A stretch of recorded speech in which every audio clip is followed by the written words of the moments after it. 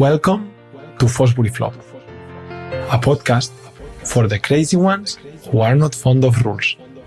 A podcast about the geniuses who change the world. Jamie Hamilton has built a football perspective by closely observing the game, learning from the best players, and constantly seeking alternatives to keep improving. Today, he shares his perspective with us as we talk about modern football and try to decipher what the advantages of the future will be. Jamie Hamilton, thank you very much for coming to Fosbury Flop and welcome. Well, thank you very much for having me, Marty. Yep, it's great to be here. Jamie, I really like it when I read you through Medium, that many times you talk about football, but you didn't only talk about football, but of everything that it's behind, everything that it impacts, everything that it influences. And now that today we're recording before the Spain-France semi-final match, I wanted to ask you about the World Cup. I haven't followed it a lot because I found it extremely boring. But what are your thoughts about it? How have you been living it? Well, I wouldn't say I found it boring. Maybe some games I found boring. Some teams I found boring. But yeah, I found some interesting things. Some teams that I enjoy to watch or enjoy to see how they're trying to play. I enjoy seeing great players, right? Playing on the stage of the World Cup. For me, the World Cup is always special. It's the first type of football, I guess, that really made a big impact on me. And I think I was 7 when the 1990 World Cup was played in Italy. And yeah, I was completely obsessed already in the build-up even to this tournament. I remember, of course, pre-internet days, right? So to do the research was you had to do some work to find out with who the players are and the history of the nations, all the stories of the previous tournaments. And I remember collecting this. They put these magazines, but they come in one part every week. And if you collect over the weeks, you build this bigger volume. And I had something like this. And it was, I think I memorized the whole thing, right? I was fascinated by all these interesting players and teams and goals and stories and different countries that I had never really been in contact with before. So yeah, and you know, through my life, the World Cup is something I've always looked forward to. I've engaged with them in different ways. This one. Yeah, I enjoy watching this type of thing. I mean, you know, there's the whole thing about the backgrounds, the political aspects, right? Of Trump's America, the kind of what connection with Infantino, and we're seeing that playing out with FIFA as well, and. You know, it can put a dampener on things. It's not the first time, right? That there's this kind of dynamics in the World Cup. I mean, 1934, you know, depending on what histories you read, Mussolini had a hand in Italy winning it. And 1978 in Argentina, Cruyff didn't go because of the political state, right? In Argentina in 1978. So yeah, these things have always been in the background, right? I guess to different degrees in the World Cup. In terms of play, and watching the actual games, I think I was initially skeptical, right, about the size of the tournament. How many is it? It's 48. Is it 48? 40. I think 48, no? It comes to my mind, 48 or 64, but I don't know. I think it's 48. As I said, I haven't been following. Yeah. I think they even want to make it 64, like, soon. But I think this one's 48. And I remember when it first announced that it was 48, I was initially, like, oh God, it's too many games, too many countries. In 1990 was 24 teams, right? So it's a big difference. It's double. And I remember in 1998 when it was first expanded to 32 teams, you know, people were like, "Oh my God, 32 teams! This is far too much for the World Cup." Of course, previously it was 16 teams, right, in some of the previous tournaments, and it's varied. So like 48 is big.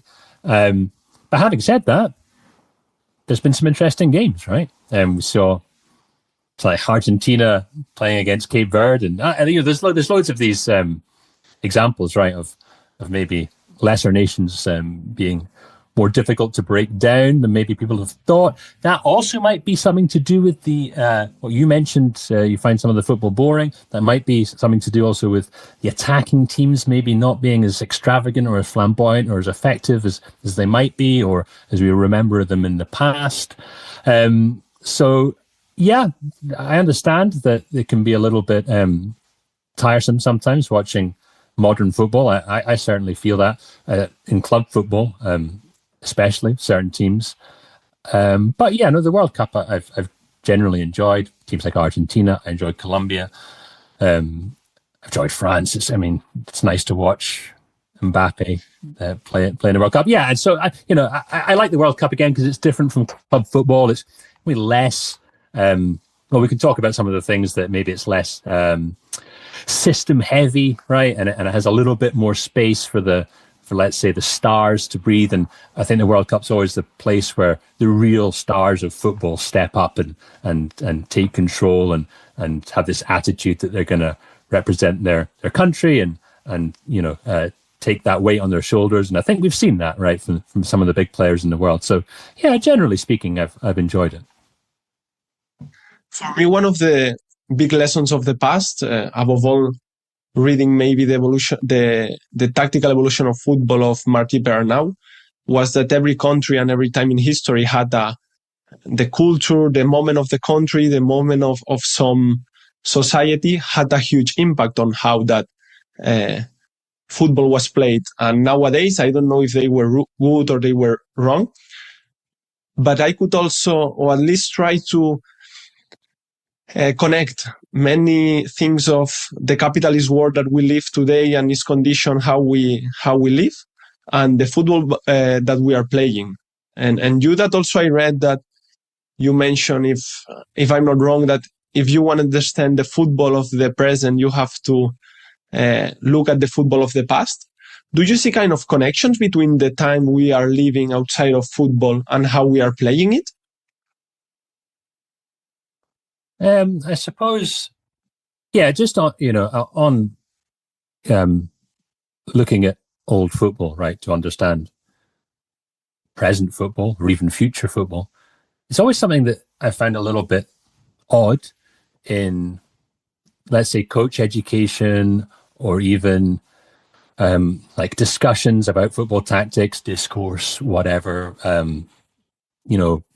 discussions, conferences, well, whatever it is, right, in media. I feel that there's like this idea in football that old football is something that we've moved past now. It's kind of obsolete, and the football now is so much more superior, right? And then we're just moving forward, and there's nothing too much to learn, right, from the past necessarily. And I just find it strange because, if you think about, like, let's say an expert in movies or music, it would be very unusual for, let's say, a film expert, right, or a film analyst or critic to have no understanding of the history of film. This would be like, it doesn't happen, right? Or same with music, like, it's almost just completely ridiculous to think about it. Not that you have to know everything about every style of music of the past, but some general idea of the strands, of the themes, of the genres, of the evolutions, the changes, the cycles that have brought us to where we are. Like that gives you an understanding. You can put things in perspective, right? But that doesn't seem to be the case so much in football. And I always find that strange because certainly when I go back, and I spend a lot of time watching old football or football from the past, I find it really interesting. And I think there's always things that can be taken. Of course, you have to understand the context at the time and how different it is to now.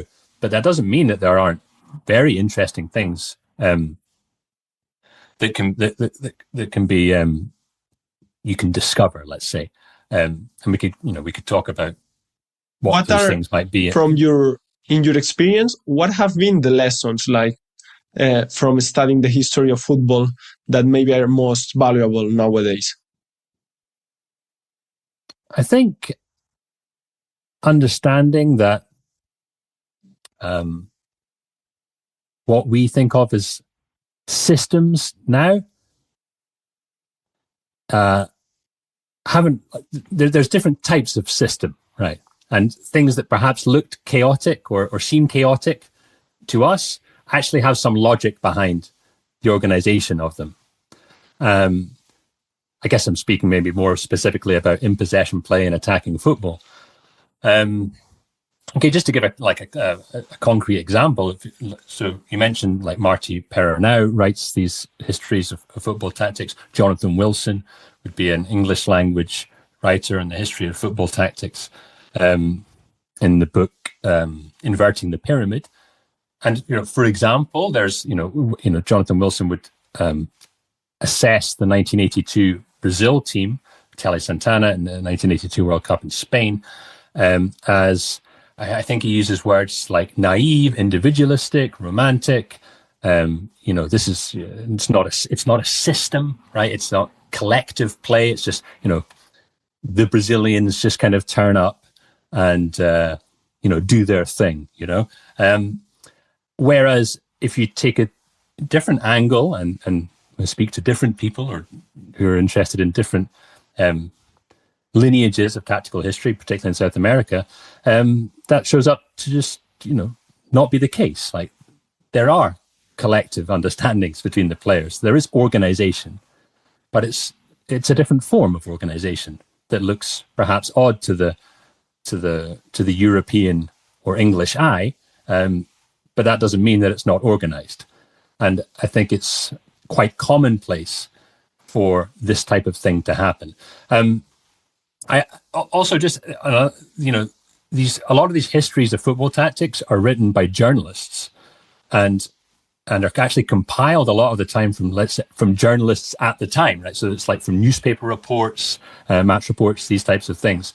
And of course, if you were just think about the present day, when you read, and this is no disrespect to any journalists or whatever, but when you read match reports like mainstream newspapers, it's not particularly detailed in what you might find in some of the better analysis, let's say online or your own analysis or friends that you might have in terms of the actual dynamics of the game in detail. Journalists tend to give us a kind of broad strokes approach, and maybe their analysis would be different to the tactical analyst who is working for the teams, right? So if you just compile journalistic accounts of games, then it's not necessarily representative of what was actually happening, and you tend to get more of narrative-based accounts. And if you go back and watch the games, oftentimes they are not exactly how they've been conveyed. So that's interesting too, right? To try to cross-reference general narratives or accounts with the actual play on the pitch.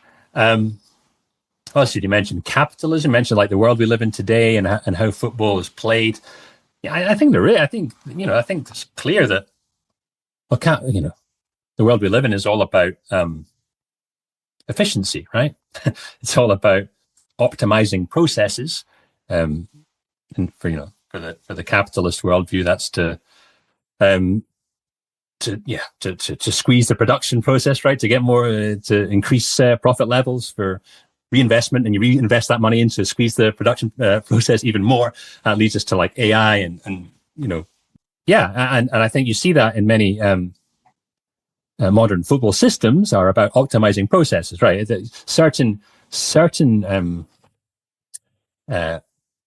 objectives are identified as being the optimal way to solve, let's say, football problems, and then the system becomes about implementing processes or automatisms to achieve those predefined goals. Just to give, I'm speaking abstractly, but to give like maybe a more concrete example, there was just I just saw it pop up, I think this morning or yesterday. I think from The Athletic, we're writing about this gap between the centre back and the full back, right? And the run or down in between there, and yeah, that's a very effective way of let's say getting into like chance creation scenarios, and that's okay. But then what can happen is this kind of action or interaction can be identified as, okay, we want to do that. We want our team to do that move, right, into that half space run or whatever you want to call it. And then the system becomes about achieving that, right? So it's a predefined objective. And then, of course, if the players are primed to perceive opportunities to do this thing in a very particular way, they're not perceiving opportunities to do all the other things, right? So, football can end up looking quite repetitive, and that I think you can make some kind of correlation between this emphasis on efficient, optimized processes to achieve pre-ascribed objectives, right? I don't know if this obsession with efficiency is making football or teams maybe more successful,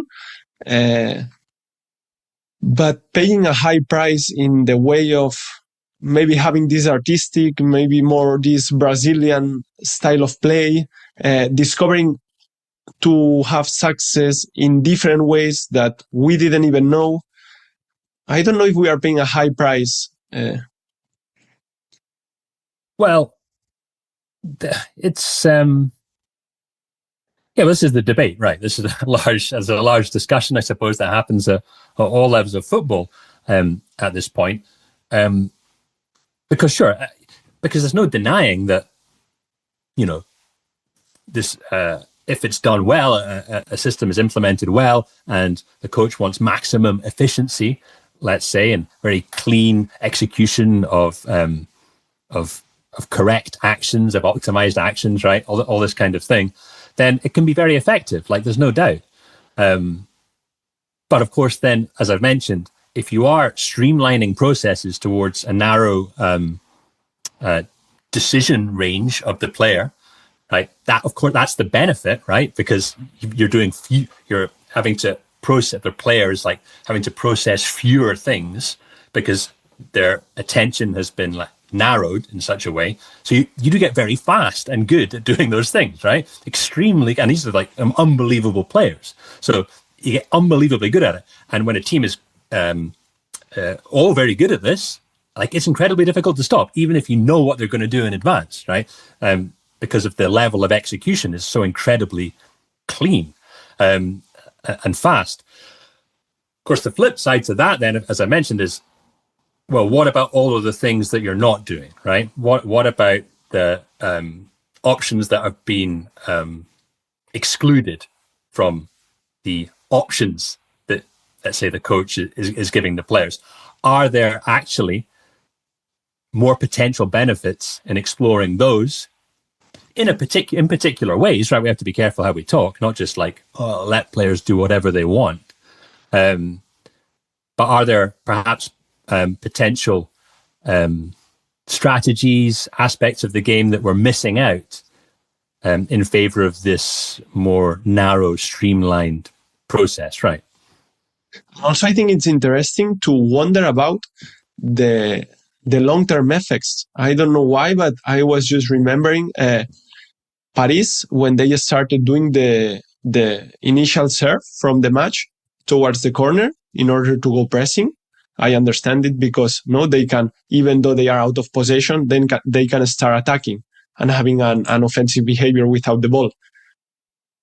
And I don't know if it was 2, 3, 4 weeks later, Luis Enrique was already saying that teams adapt extremely fast and tactics must also change extremely fast. So this search of efficiency, this obsession in the short term, also can make the team weak in the long term. Right. And that's, of course, an issue, right, for a team that organizes in a very clearly systematic and repeated way, right? Again, you get the benefits of repetition. You had Thomas Tuchel, right? He was not happy just the other day. Who are they playing? Norway. And one of the things he said, it was they didn't have enough repetition, right? He wants more repetition in the attack. And of course, as I've been saying, there are clear benefits to repeating things, but there's a downside.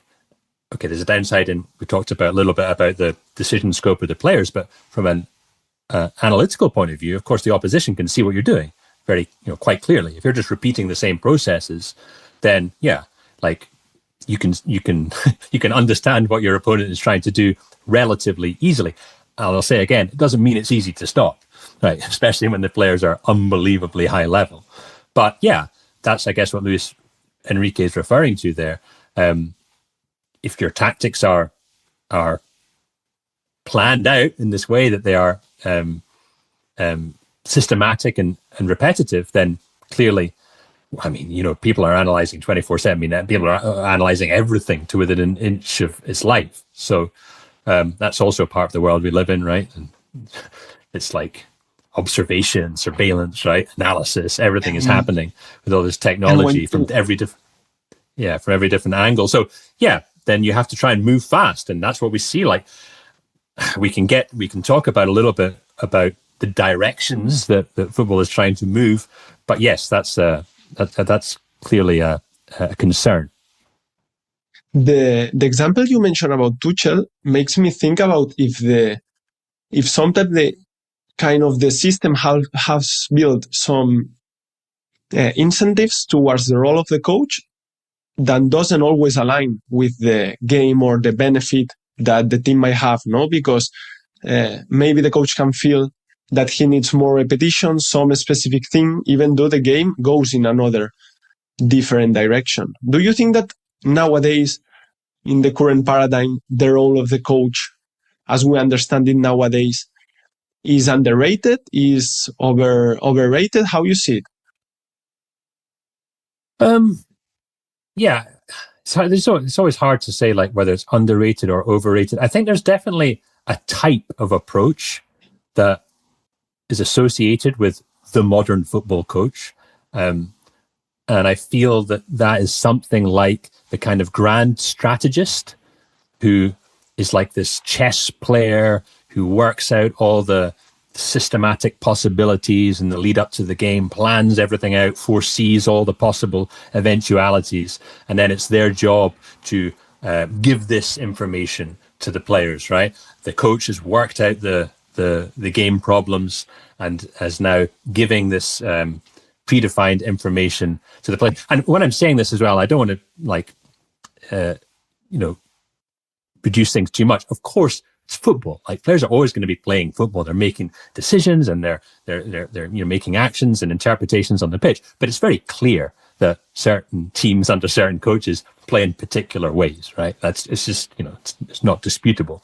It's clear, and that comes from oftentimes what I'm talking about here. This kind of dissemination of information from the coach and coaching team to the players, and it's the players then who have to execute this type of actions, right, that have been desired by the coach. And I think that like archetype or that image of the coach has become very seductive for lots of people. I also think that owners of clubs or sporting directors like to see plans from coach. If you're going to hire a coach, you want to see like lots of detail of how are you going to win. Like, how are you going to create high percentage chances? I want to see your processes on the pitch, right? Is it wide triangle rotations? Are you doing whatever it is, right? Without going into the technical stuff. And that's also, something that happens, right? And it's understandable why. Like, there's a lot of money at stake, right? So that's going to be playing into it too. So yeah, I don't know if it's overrated or underrated, but I think there's a particular image of a modern football. Also very hyper, like a very, and I mentioned organization already, talking about like that, the Jonathan Wilson and Brazilian team. Like there's also like an image of a certain type of organization, completely, like a lot of coaches like almost dress the same now, right? This kind of hyper, see, I don't want to like I'm not like speaking against being detailed or anything like that. White shoes. yeah, the kind of the white sneakers, the black outfit, right?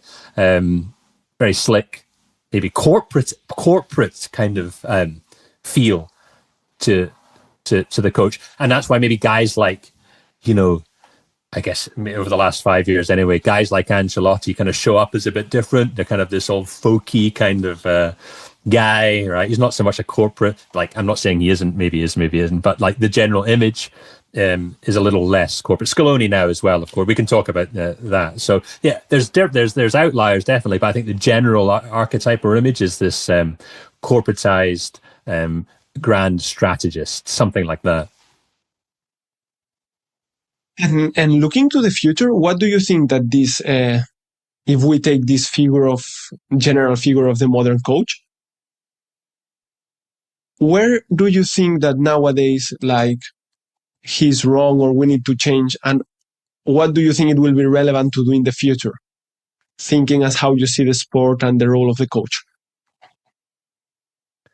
I mean, I don't necessarily like say, it has to change like this, or people should coach like that. Like, I think people should coach however they feel natural to coach, or like, I can certainly speak from my perspective here and say that I think at the very least we need to be broadening this the range of how we view the coach. Right, we need to have room for different types of approaches rather than having this type of one size fits all hegemonic image of the coach. It would be nice to have lots of different types of coaches, right? And certainly the image that I've been describing here of this modern corporatized coach isn't something that I particularly like, and it's not something I resonate with really on a personal level. But also, as you mentioned there, from, let's say, a more game theoretic level,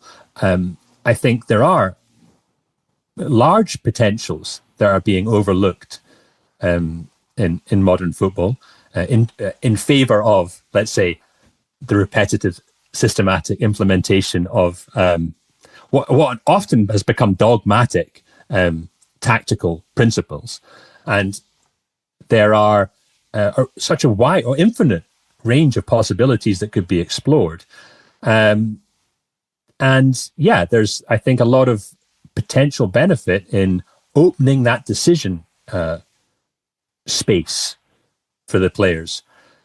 And I think that's something, that's something I'm particularly interested in, is how to have effective football in the modern age, because we have to be effective. If we talk about, top level football or and we can talk about football at different levels, but, if we are talking about top level professional football, has to win, right? We are playing football, and like it's important to play good, right?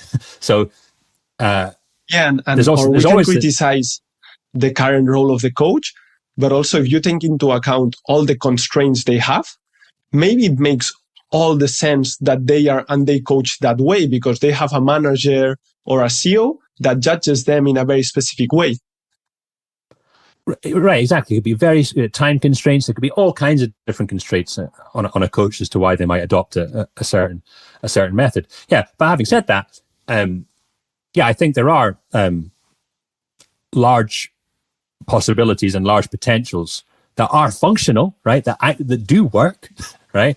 And have benefit over some of the approaches that I've been describing, we've been talking about.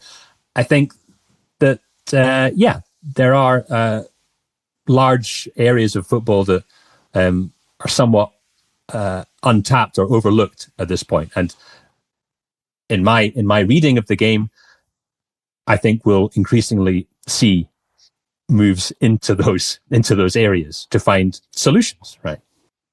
I mean, just broadly speaking, right?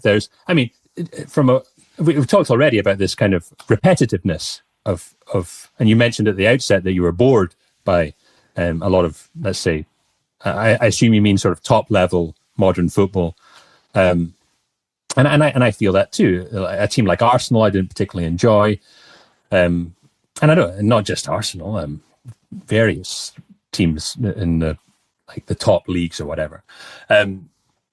So okay, we said this becomes somewhat easy to analyze, and we've seen defenses change quite a lot in the last few years, particularly maybe in the last 12 months, or it's certainly become a more public narrative that we're seeing this man-to-man pressure and sort of a sea change in the defensive outlook.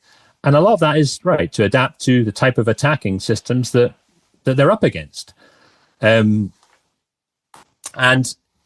because they're relatively easy to predict, the teams want to play to the free man. They want to have distributions across the pitch. And they want to find players in space. Then the general idea is to kill the space, right? And say, okay, well, what are you going to do now? That's why we're largely seeing this increase in man-to-man marking. And yeah, you come up, perhaps the way I would read a team like Arsenal is that the opinion is, okay, well, it's difficult to attack now. Like, well, how do we attack? Because we're getting, and this isn't just me, like coaches are saying this, saying, well, how do we attack past these blocks now? They know what we're going to do. They're killing all our space. So then what do? You resort to things like set pieces, right? And transition attacks. Is it a coincidence that we see a team like Arsenal maximizing set pieces? No, because they want to score and they find it difficult to score in open play. So, okay, let's go into set pieces. But then maybe there are different ways to score in open play, right? That don't involve some of the processes and somewhat dogmatic tactical principles that have become prevalent. So what does that look like? Well, generally speaking, a reliance on a more intuitive heavy attack. That's, of course, sends alarm bells ringing to a lot of people, because if you start to allow more this free-form intuition, it means that you're not following these repeated processes, right? And it changes the type of system that you're coaching. But these intuitive, more spontaneous types of attacks have this advantage, right? They're this element of surprise. I would also just to again give a clear, concrete example. We talked about Tuchel there, talking about repetitions. I mentioned Arsenal. Arteta has a quote that he likes all the glasses to be in the correct kitchen cupboard, because then you can get them more quickly, right? And we all know what he's talking about. Go to your spaces and positions first, and then you can get it quickly. So it's positions first, then he talks about speed. So then you can accelerate, right? Once you're from your correct positioning, you can then accelerate the interactions. And like, yeah, okay, but that's an attack based on familiarity, right? That's the logic of that attack. Do familiar things, do repetitive things, do them really, really quick. Well, as we've discussed, that has a downside. If it's familiar and repetitive, you can see what they're doing. So perhaps there's other principles, like I would offer up something like deception as a fundamental principle of attack, because in my reading of football, it's quite a good idea to try to trick the opponent, not make it familiar and repetitive, but actually do the opposite, make it surprising. So then the question is, well, how do you organize an attack that is surprising while still being organized? Okay, so that's an area of football I think is particularly interesting. And I can't help but relate it to the world outside of football, that with EA, all the information we have nowadays is changing so much. And Nassim Taleb, who says that only the ones who learn by themselves will be free. So I don't know if anymore it's so important to have these perfect patterns, this perfect knowledge that it's available to everybody, but how to manage this, how to be adaptable, how to be able to learn by yourselves without a coach that maybe has to tell you how to behave or teach you that behaviors. Also, you were reminding me of Luis Enrique, who I don't know if it was at the beginning of last season or 2 seasons ago. He was talking that he wanted a team that, even though he might not control, it's unpredictable to the opponent, at the same time that it's predictable to the own members of Paris. So maybe it's not so much much more about adapting to uncertainty than to having the certainty of how this game is, how it's played, and how to overcome it, because it changes so fast. Yeah, I think so. Luis Enrique is an interesting one, right? Because, but in 2022, the previous World Cup in Qatar, it was the most dogmatic imposition of a spatialized positional system that you could see, right? Spain. And they didn't move, this team, basically. And they struggled to create chances, right? All of possession, didn't create chances. And then he took over Paris. It was kind of like that initially in the first season. But I guess it's a different conversation as to how he's been able to adapt that and layer more and more principles onto his system. With PSG, I think there's something about PSG's status in Liga where I'm not saying it's like easy. Okay, like obviously it's not, but they are a big fish in that league. They're able to rest players. Players can generally be happy. I think Paris is a nice place to live. Everyone's going to be pretty, and everyone's in a good mood, right? Everyone's going to be receptive to lots of this information. He's had the same group of players over a long period of time, not always the same conditions in top clubs, right?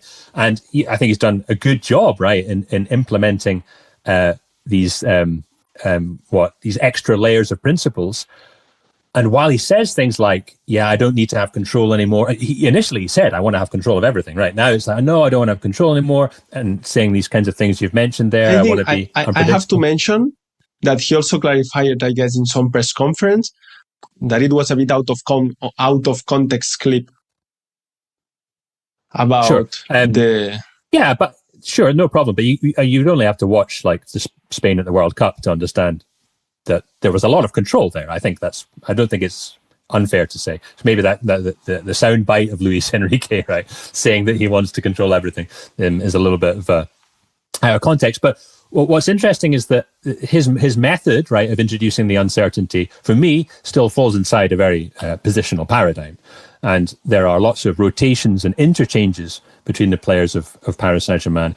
But generally speaking, the structure will remain, right? The distributions across the pitch will generally remain. And that's completely fine.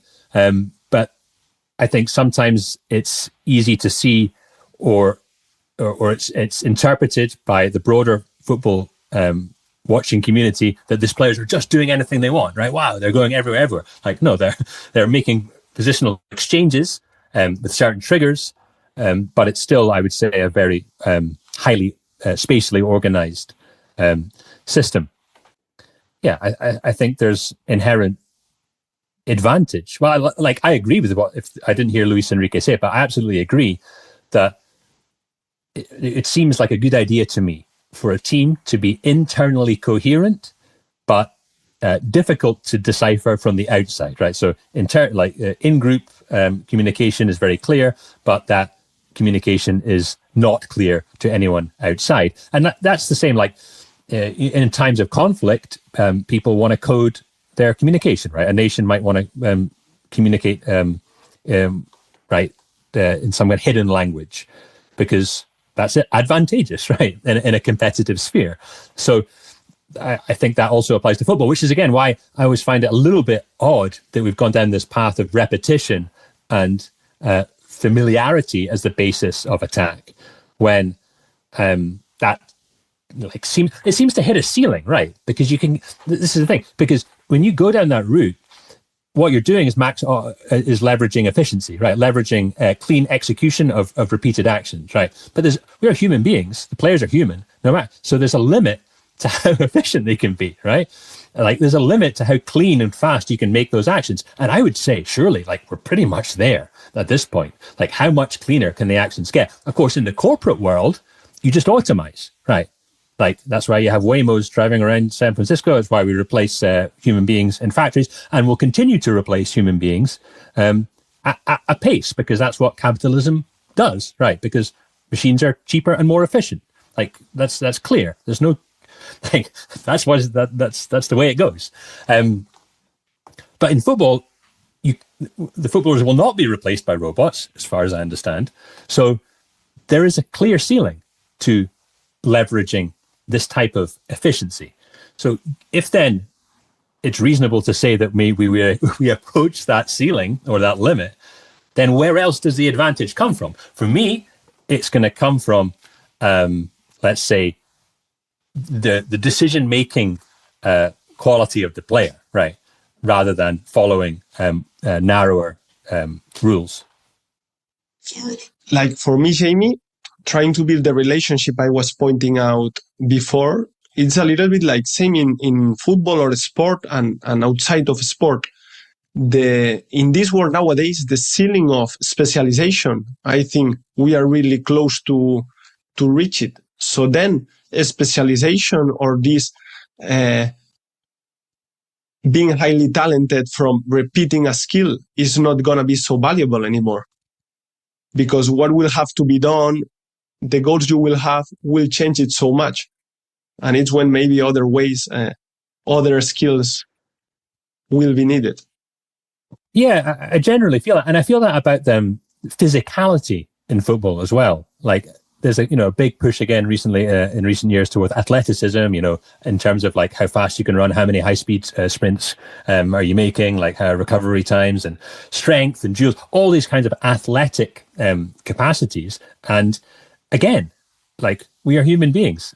And there's a limit to how fast you can run on a football pitch and how strong you can be while still maintaining the capability to play football. Right? If you have the body of a weightlifter, then probably you're not going to be able to play football that well, just because of the nature of the game. So again, there's these limits, these biological limits that, like, sure, I mean, maybe I'm wrong, but it feels like we're maximizing at this point. I mean, how many more games can they play? There's also this load aspect. Players are breaking down, injuries. So much is being demanded of this biologically that I don't think there's much more to squeeze out of this way of interpreting football, right? This do things faster and cleaner, faster, cleaner, faster, cleaner.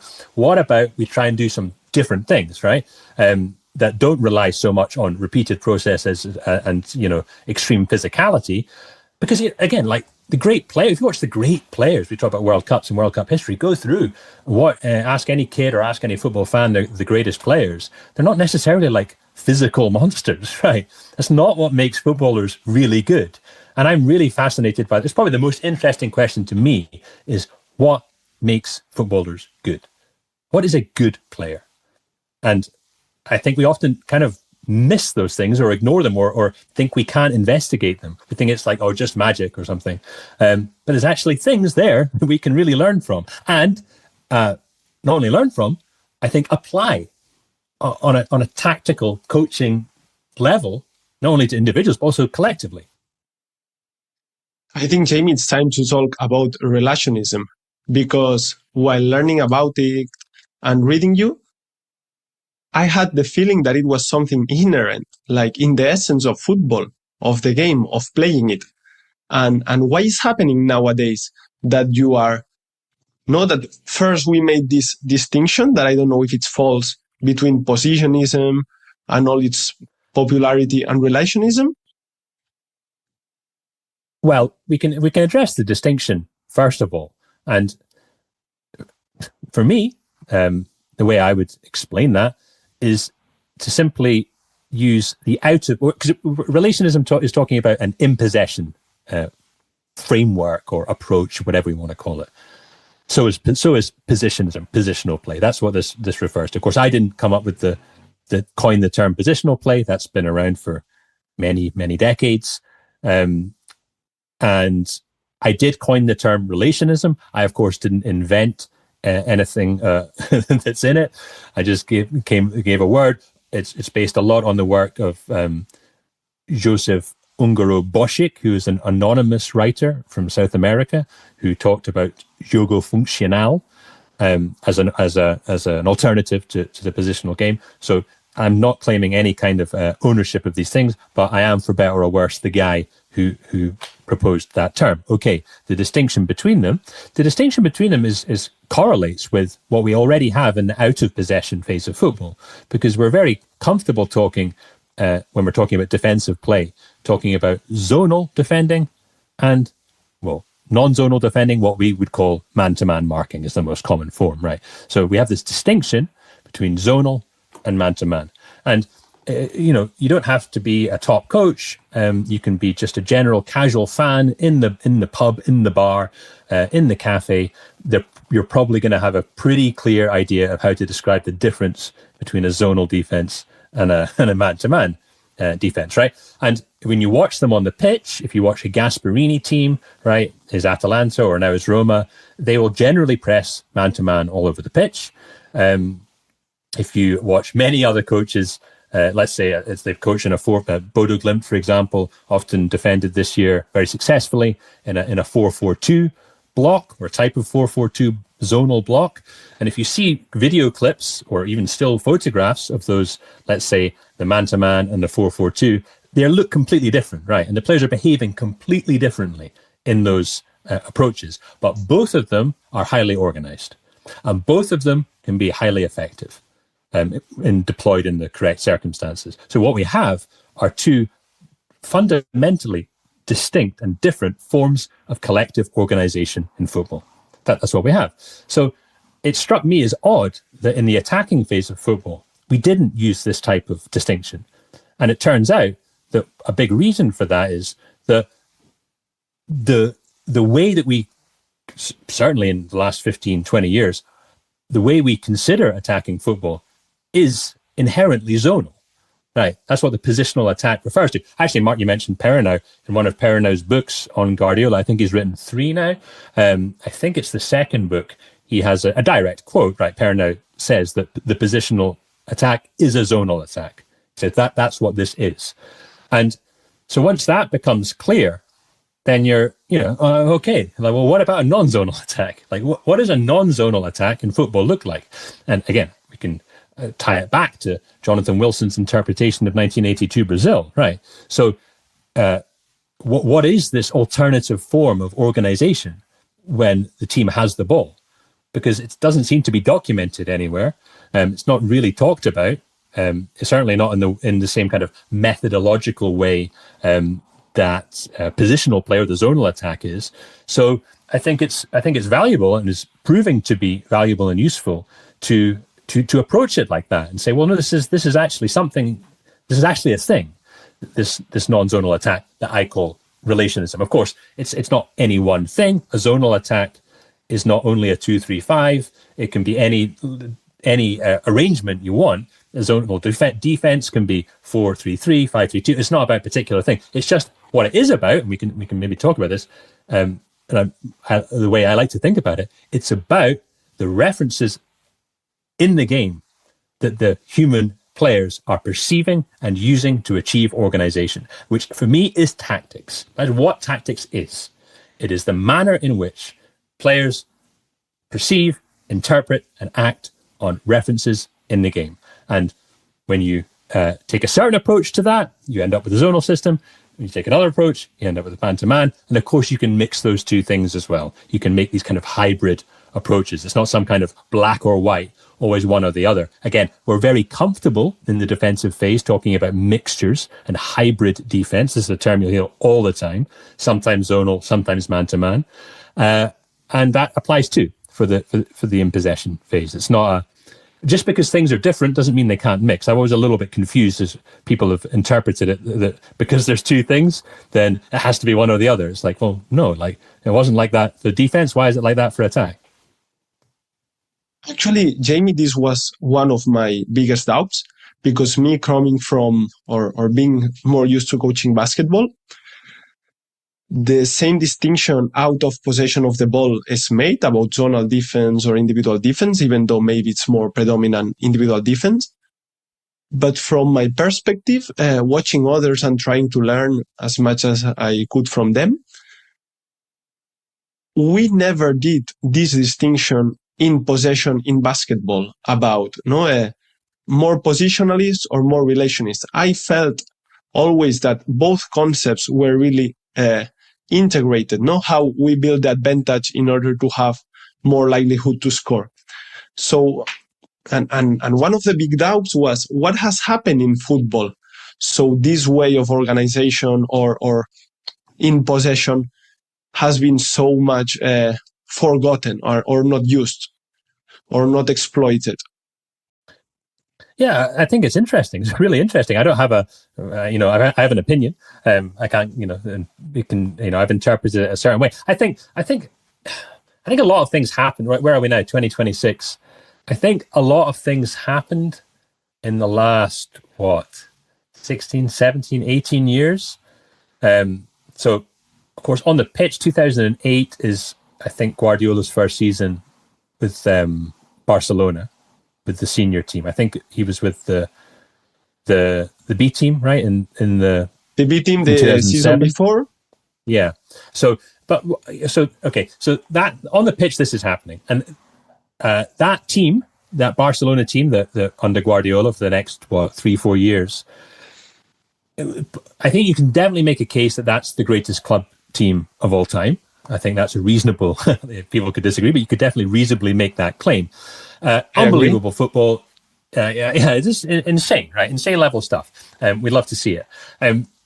But what was also happening in 2008, I think Facebook started, something like that. We had the mass adoption, right, of let's say social media, internet's rolling out more, further reaching than ever. And there's a big demand. And of course, the coaching industry is not immune to that. And coaches are on there looking for information, right? That's what the internet's all about. It's share information. And the number one thing that people want to know about is, how do you coach football like that? Because, of course, why would you'd be interested? I certainly was interested in that. It's like, because it was different football. It was like football from another planet. So what is happening here? And it seems like and then all this analysis sites start popping up, right? I think Michael Cox writing on zonal marking was maybe 2010. I think Spielverlagerung, the German site, was around the same time, maybe 2010, 2011. So it's all happening, right, in this moment, in reality and in cyberspace. And the information starts getting disseminated. And it seems to be that the overriding information that was disseminated about this type of football was this thing called positional play, this juego de posición, right? Which of course Guardiola was using, right? This practicing, and then you saw this 5 channels on the pitch and all these principles, all these kinds of things. Very interesting, but of course that wasn't the only thing that was happening in that Barcelona team. There were things called players, and there were some of the greatest players. Messi and Alves come to my mind, and their relationship. Yeah. Right, and Iniesta and Xavi and Busquets and all the rest, these incredible players that had this incredible chemistry. You mentioned Messi and Alves. Some of the interplay between those two is just beautiful, right? The way they dovetail and intertwine, 1-2s, give and goes, all this kind of thing.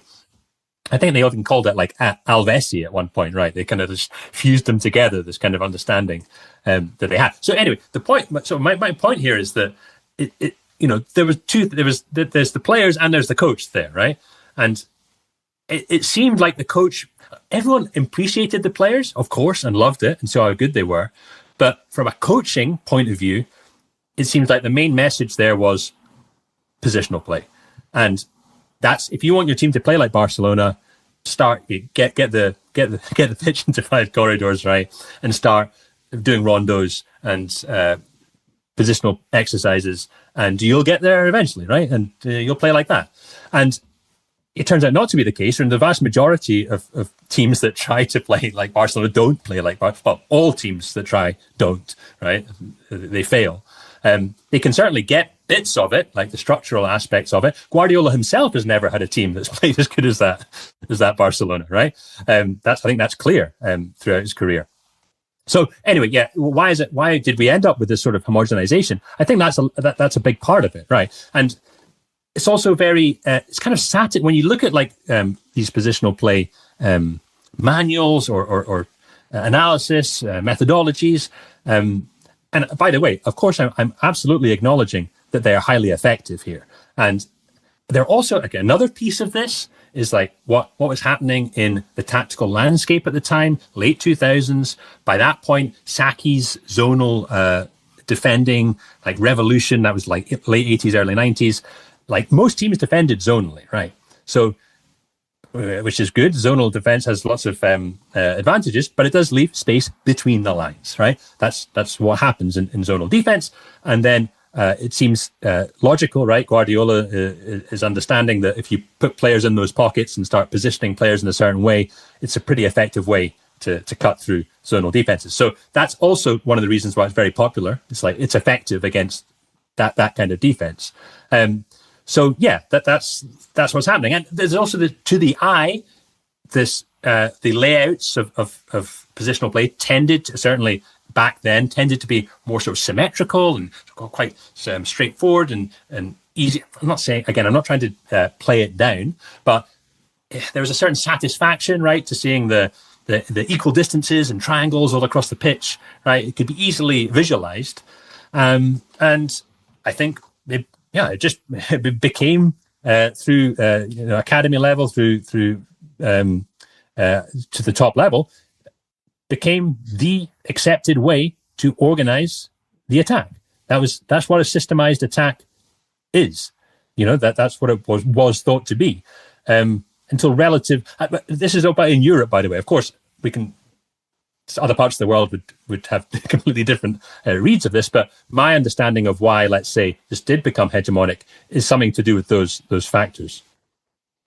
For me, it was curious. I had this doubt, that if you watch Guardiola's Barca, the easiest thing you could copy and you could put into manuals or books was maybe locations, or visible structures, because relationships are hard to explain. But at the same time, it was curious because also what you are putting in manuals and those locations, it's something that can be fully emergent and fully consequential of sharing, of understanding each other, of following the same principles of playing.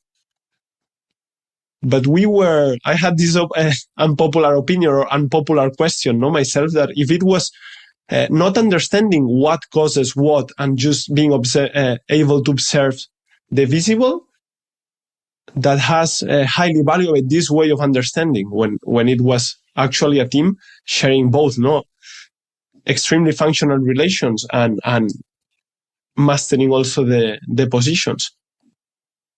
Yeah, I think so. And the guys, Guardiola himself and the coaches there, and many coaches who have a deep understanding of this style of play, I'm sure would be very unimpressed by many of the imitations that came from this methodology, right? Because, like you say, there are deep levels of understanding here, and it's not to be diminished, right? It's like it clearly is. It's like there's no doubt, but at the same time, to my eye, it's very clear that there have been, I don't know, just this litany of poor imitations, and the poor imitations are dangerous, right? Okay, dangerous is a strong word, but yeah, they are. Like you're taking this like the bones of a framework, right, without necessarily like appreciating the depth of it, and then imposing it on players. And okay, like that has consequences. So I think there's a lot of risk to that. I have to emphasize on the idea of the importance you put on learning from history, because this, I think, happened also. I know it from Martí Pérez now. Like we have to have gratitude towards him for all his lessons. But he explained that when Herbert Chapman created I think it was called the WM structure, that was a structure, but that it was dependent on some principles of combinations using free space, and that was the consequential structure of that team, and that all that imitations that just put the numbers on the whiteboard following the structure and just copying the structure greatly failed and weren't able to replicate that model and that style of play, which what I think what I've learned, it was very successful, just because this bad understood copy and pasting. Yeah, sure. And but I would also say though that even if the copying or the influence was really high level and did a good job, right, of implementing the deep stuff and the deep understanding, I still don't think it's a good idea that everyone starts to play like that, right? Because this is a particular interpretation of football. This is not football itself, right? It is a particular way of doing things, and that's fine. If you feel football like that, great, no problem. But it's not correct. It's not the correct way to do it. It's a great way to do it, no problem, but it's not correct. And I think we got to the point where if attacking systems didn't resemble this, there was something was seen as wrong. Right? It was like, well, what are they doing? Why they don't have good distribution across the space. This is wrong attacking. No, this is not wrong attacking. This is, well, it could be, but we'd have to know a little bit more before we can make that judgment. So yeah, like I agree with you, but I also think that even if it was just replicated very authentically all over the world, it wouldn't be a good thing, right? It comes to my mind Brazil and its problems with the World Cup, the last results. I mean, Brazil is. I mean, this discussion, of course, has been happening in Brazil for a long time about national identity of the team, because of course, in the 20th century, they are the stars of football, right? Every kid grows up learning about Brazil, and you just take it as granted, right? As soon as there's great teams of 58, 62, 70, of course, and because when you stop to think about it a bit more, it's weird. You're like, why is Brazil like the best team? Because why should it be them more than any other team? Why should they play like that? And I'm not. There are people far more knowledgeable than I am about the socio-cultural, historical reasons for the development of what became a Brazilian style of play. But yeah, there's definitely, and as we've moved through history, there certainly has been concerns about Europeanization, certain loss of identity, the importing of what's seen as more European style principles. Because we can also start to think about, we've been talking about positional play here.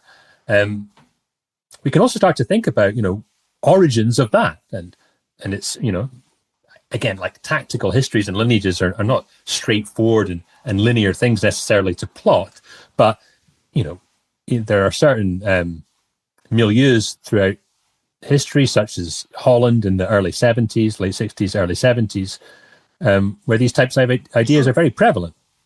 Or sorry, still, I guess this problem that you are mentioning about Brazil has been also one of the advantages of Argentina, no? That Argentina went back to his roots as a culture or as a country.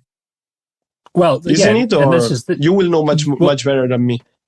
Well, yeah, this is the thing, and this idea in South America, and I'm not saying all South Americans think like this, but there is a viewpoint from South American football people that this more spatialized, grid-like positional approach, I'm not trying to reduce it, but I'm trying to describe it in some way that's digestible, is kind of more European in its origin than South American or indigenous to Brazil, right?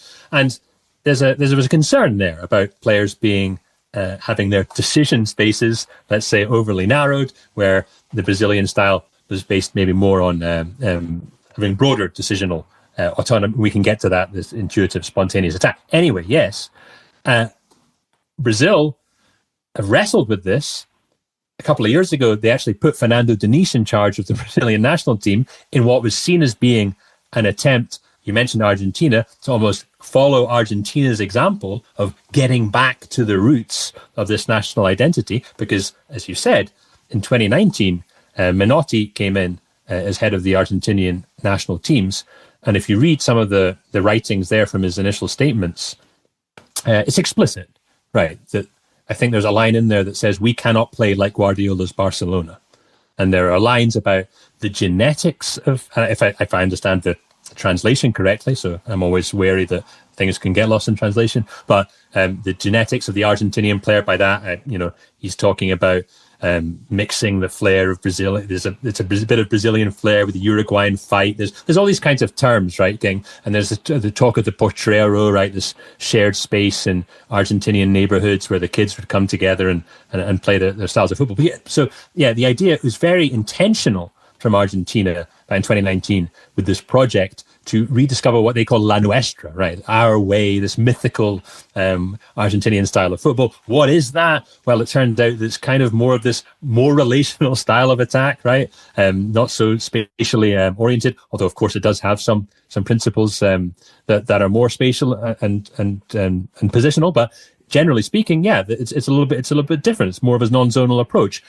Huge success with this, right? Huge success with this project. They're winning 2 Copa Americas. They win the World Cup, right? Playing essentially this style of football. This is a huge thing. So Brazil, now they're struggling, right? I say, okay, well, maybe we can do this kind of thing. They hire Fernando Diniz, who was the coach at Fluminense, who was playing this very unorthodox, unusual style of football. One of the main inspirations for me, right, to develop this concept of relationism, and it was also talked about as being really loyal and authentic to the Brazilian style, right? And again, very a non-zonal approach, right? Players are moving all over the pitch, organizing in very different ways. But yeah, Brazil put in Diniz, but he didn't last long. He lasted 6 games.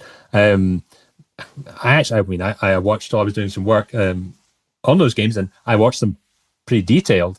There were some interesting things in those games. I would have loved to have seen him given a bit more time to develop it further. They had some narrow defeats to Uruguay, Argentina, Colombia, and eventually, actually, it was quite interesting. Players like Danilo, who was, I think, the captain at that point, I don't know if he's still the captain, he almost spoke out against Diniz, right? And saying, like, we need a plan here. Well, we need a different type of coaching. So it almost came that the Brazilians who in some interpretations have become Europeanized, these Brazilian players, were actually rejecting a method of coaching that was apparently supposed to be more Brazilian. So, I mean, yeah, figure that one out. So they kind of ditched this Diniz project, and then they've went with Dorival, who was another Brazilian. Now they've got Ancelotti, and they just seem to be a bit of a mishmash in this tournament. Not much happening. But yeah, it's a really interesting area. A couple articles that I read, very good, analyzing this failure of Brazil and relating it to religious topics. I will attach them in the notes of the episode, but the title of one of them was like, if we pray like a gringo, we play like a gringo. Yeah, I mean, there's lots of this. There's these tweets going around now about this Catholicism and Protestantism in Brazil. I'm certainly like in no position to speak about that kind of thing. But what I do know is that there are feelings in South America, Brazil. Different countries in South America, Argentina, Colombia, wherever, that there has been an overemphasis on what is seen as Europeanized coaching methodologies, tactical frameworks. I think that's, and people can agree or disagree with that, but there's certainly a feeling that has been the case. And as I say, that's made explicit in the Argentinian project. I do find it a little bit odd sometimes when in terms of English language. I don't know what it's like in Spain, but English language, UK football media like to talk a lot about, especially when nations fail at the World Cup. It's like, oh, well, they need to find their identity, right? They need to get them back in touch with what made them great. But no one ever really talks about this Argentina project for some reason. But to me, it's the most clear example of a nation explicitly doing that and having success through it. So yeah, I think it gets under covered, I would say, in football tactics news. Not for the want of someone like Scaloni trying, of course. He likes to talk about it all the time. As soon as he gets a press conference, right, he's talking about this kind of stuff. So yeah, that's one of the narratives and I've been following in the World Cup. It's been interesting, shall we say. Jamie, I wanted to ask you, me as a coach, of course, now related to basketball.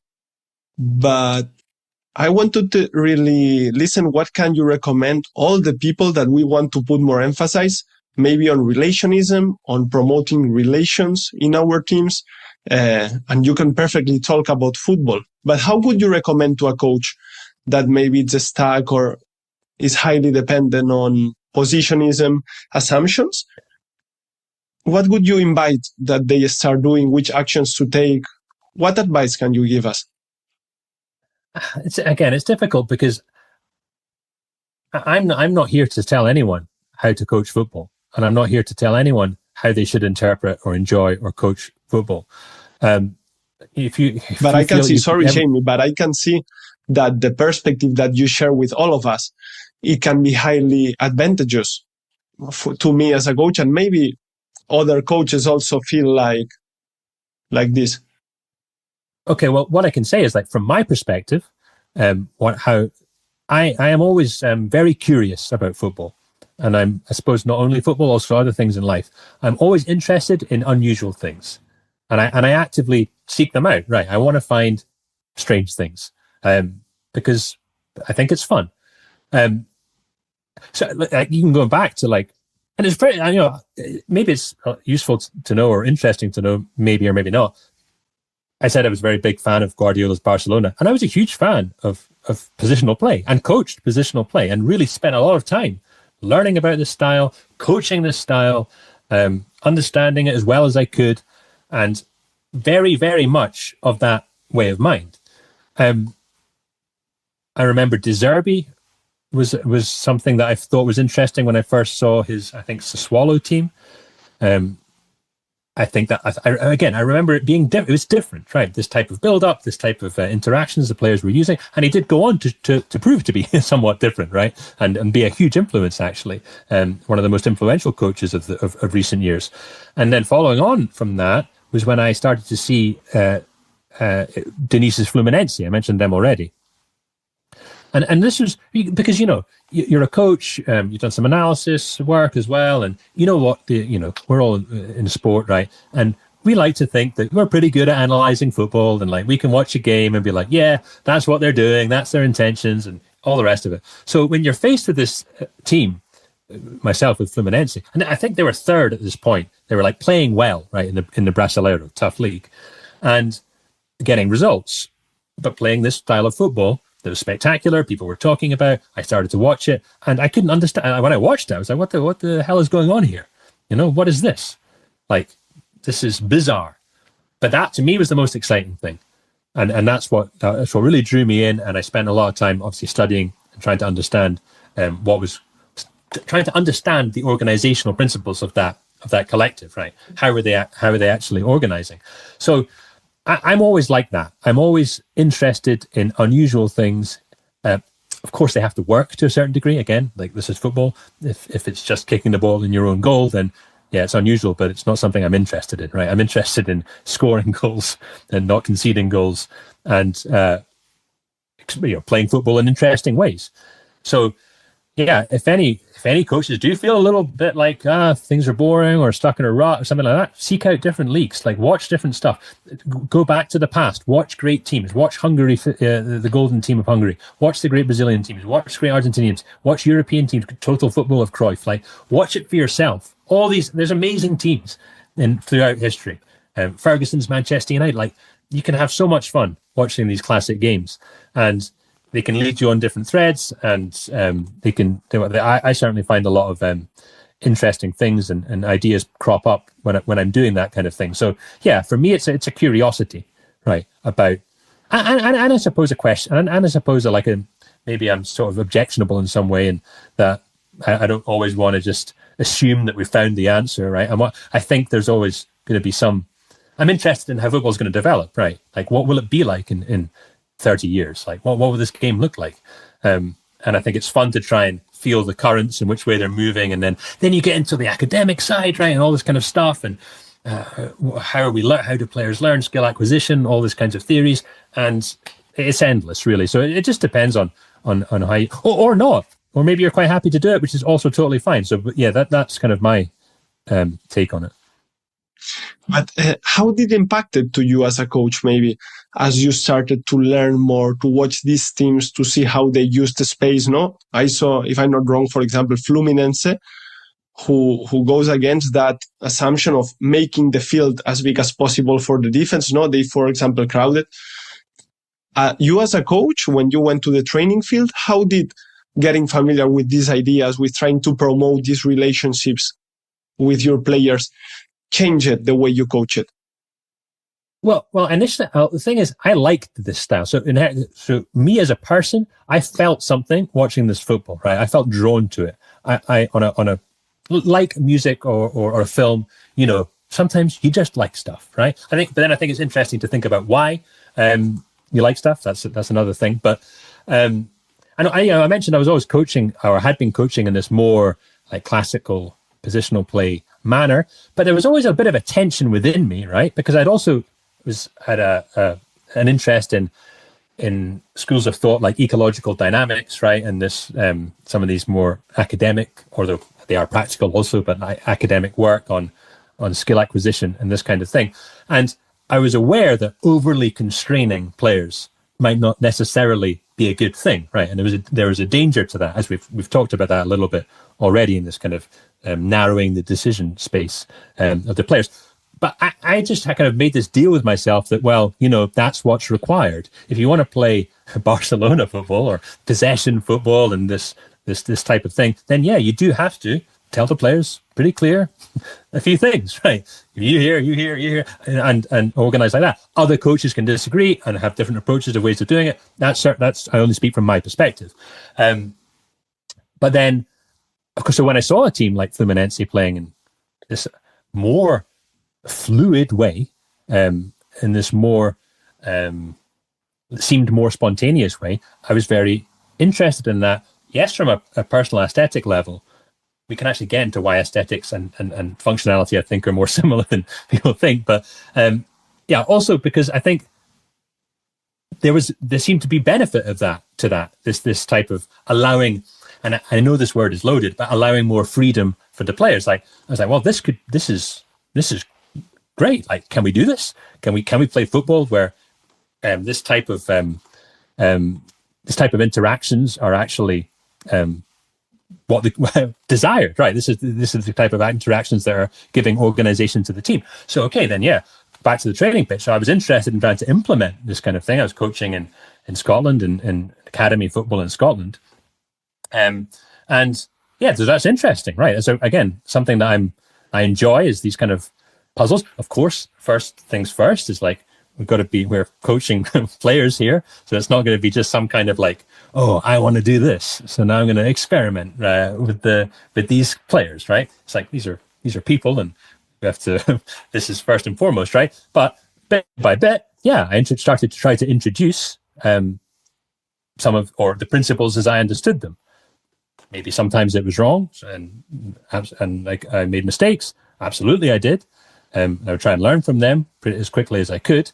But yeah, I eventually, over time, developed something of a methodology of how to coach, I guess, an interpretation that was certainly heavily influenced by teams like Fluminense or relational ideas, for sure with some positional aspects as well, but also suited the players, right? And this is the thing.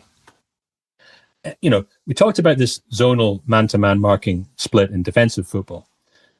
I think in offensive football and attacking football, when you have you have this knowledge of positional attack, zonal attack, principles, interactions, behaviors, all this kind of thing.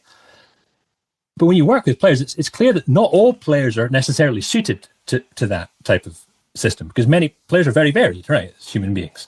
And human beings are not always suited to one particular type of organization, in football or in life, right? So having developed something of an understanding of a non-zonal approach, I felt that my coach's toolbox was bigger, right? I had more places to go to try and find solutions, and that I felt very good about that. That felt good because I felt that, okay, well, this player doesn't really stay on the wing when I told him to stay on the wing, and okay, but maybe that's okay that this guy comes over to the other side of the pitch and plays over here. That's not violating some kind of like rule. if I use the other rules, it's actually okay. So, yeah. And Jamie, did you struggle? One thing that you mentioned before, that it was like the internal coherence of the team, as long as maybe you feel more freedom to relate with each other, to change location. Was it harder to create as a team this internal coherence? Well, that's when I think that the most important thing is about intentions, right? This is the thing. I've done work on relationism and all this kind of thing, and I'm aware that it often gets interpreted in actually quite a sort of structural way, right, and top-down way, where you see coaches, I tell all my players to go over to the side of the pitch, and like that's how I say. I never actually did that. What I would be interested in is the, again, like getting back to these distinctions between zonal and non-zonal, the references that the players are using to organize themselves. So rather than, let's say, more predominantly spatial references, as in you are the right winger, stand there, or you need to be this distance and angle from your teammate in this moment, I would switch up the references to things like approaching your teammates for 1-2s, right? So, okay, like maybe that's how we should think. So if you see the ball carrier with the ball, go to him, like, and offer a chance for a combination. What other types of combinations can we think about? When the timings of these combinations, what about the opponent's balance? Should that tell us something about when to play and where to play, rather than, again, specified mechanisms and patterns? So I was looking for more information that emerged in the game itself to use as triggers to organize the players, or to allow the players to organize themselves, right? Because you need a collective understanding, right? It's not that you can just let people just, for me anyway, I couldn't just say to the players, just go play football, because we need a coherent collective understanding. The question is, how are you achieving that? Do you use something more spatialized, which is fine, or do you switch that up, turn the dials, and again, not black or white, but like a mixing desk, or do you turn up the dials in some of the more emergent things, like defensive momentum, the characteristics of the player on the ball, types of connections, angles of connections, passing and moving immediately after, like these types of things can actually give organization to the team. So I called it our language of play with those guys. I always say we've developed our language of play. We do these things. These are the types of, this is how we attack, and let's do it. But you'll find, of course, if you prioritize things like 1-2s, give and goes, and other types of these connections, what naturally will happen is the players will come together, right? Because you can't play a 1-2 when they're 20 meters apart. So if I'm on the side of the pitch saying, hey, come over here, it's to do an interaction, right? It's not just to be over here. Yeah. Makes me think in the Nobel Prize winner Parisi, I don't remember the name, which in his book about complex systems, he shared that they found how the groups of birds in the sky organized. And I think it was something very simple, like they just followed, the whole structure is not like from top down, but they just follow the relative distance with the neighbor, just very simple rules and interactions, I guess, were able to create those amazing collective behaviors. Yeah, it's a really nice way to analogy. And I don't remember if it was birds or mosquitoes, but yeah, there's something to do with the distances with the neighbor. There's also something to do with, I think, like in their visual field, wherever there is more of the birds or the mosquitoes, go that way rather than going the other way. So then they can maintain this togetherness, right? So again, like you said, like very simple rules that the players, or what the units, whatever you want to call it, the agents of the system are using. But what emerges is this collective behavior. And again, like I mentioned, I'm fully aware that some of the work I do can be interpreted as like, all right, this is how we're going to play, and we're going to push all the magnets to one side of the board, guys, and that's how we're going to do it. That's certainly not the way I interpret this stuff. Like I say, for me, tactics are absolutely grounded in the perceptual field of the player and what they are paying attention to. It's about attention, right? What do you notice when you're playing football? And that means, what do you value? Because you notice what you value. And there are infinite things you could pay attention to at any moment of your life, in a football game or not. But you pay attention to the things that are important to you. So what's important to the player? Is it my spacing? Is it to play with 2 touches? Is it to make certain angles of passes? Or is it to approach teammates? Is it to play along? Is it to wait for the moment of imbalance of a defense and play along an inside diagonal with a certain type of combination? Right? Is it to look behind me in certain moments? Is it when to scan? Like all these types of things. And I guess if you can make, and again, in relation to the characteristics of the players, right? Some players are going to be better doing other things, some players at others. So you can tailor it a bit. And I think that's a really healthy thing to do. And I spoke openly about that with the players as well, tailoring it. Like, this guy over here is good at this stuff. This guy's better at this stuff. So let's take that into account.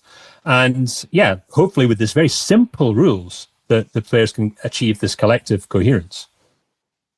I'm going to be a bit harsh maybe, but I feel like this is going back to the essence. That I don't know if we have gone too far culturally corrupting the game. I mean, a player by itself, just if he plays football without a coach, obviously he will do things that he's capable, not that he has action capabilities. And at the same time, my interaction with that kind of player will be different than with another one. But I don't know if we have culturally, with the beliefs attached to the game, with the things that have always been done in some specific way, have went too far away from the essence of the game. But, it's interesting. And essence is a word that I use it, I don't know, but I would certainly use my main reference, let's say, I mentioned for tactics, it's the visual perception of the player, but my main reference really is players, right? When I think about tactics and how to play football, I look to the best players. I mentioned a little bit before about watching the greatest players. And, I mentioned there, something like going against defensive momentum, right? The ability to trick an opponent to go one way, and as they're unbalanced, to go the other way. Like that, to me, is something that all the greatest players have all had in common.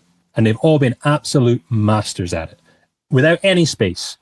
And you know what Messi's going to do, right? You know he's going to go that way, then go that way.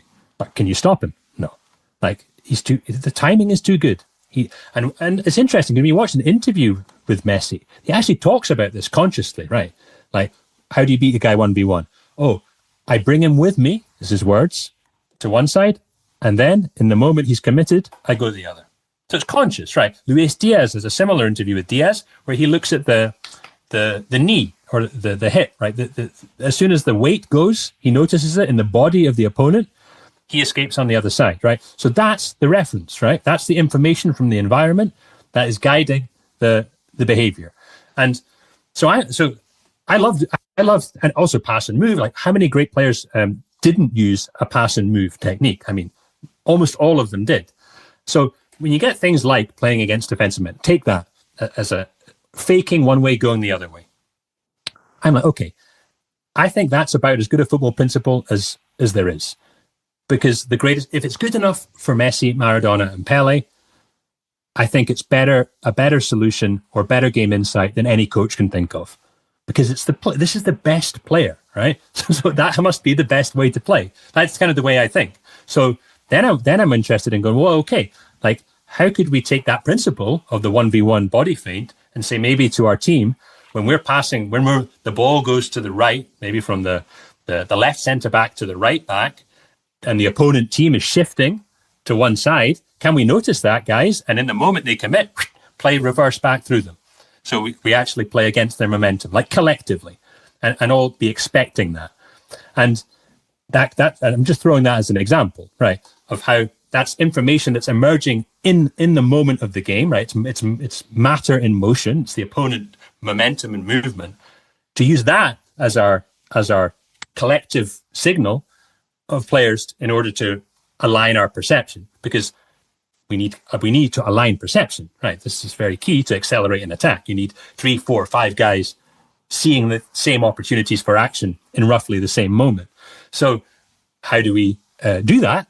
We have to find these collective triggers, right? These signals, like when we're driving our cars, we all know the green light means go. That's how we can align perception. So we need signals from the environment and to read those signals and help us to make this functional alignment or perception. So yeah, like essence-wise, I definitely love to look at the players themselves and look at their actions, what they do, and think, okay, how can we do more of that stuff? Because we can't just teach a player to be Messi, obviously, but can we take what Messi does and use it as a principle? For me, that's tactics. It's not to do with, other things. I would just start there.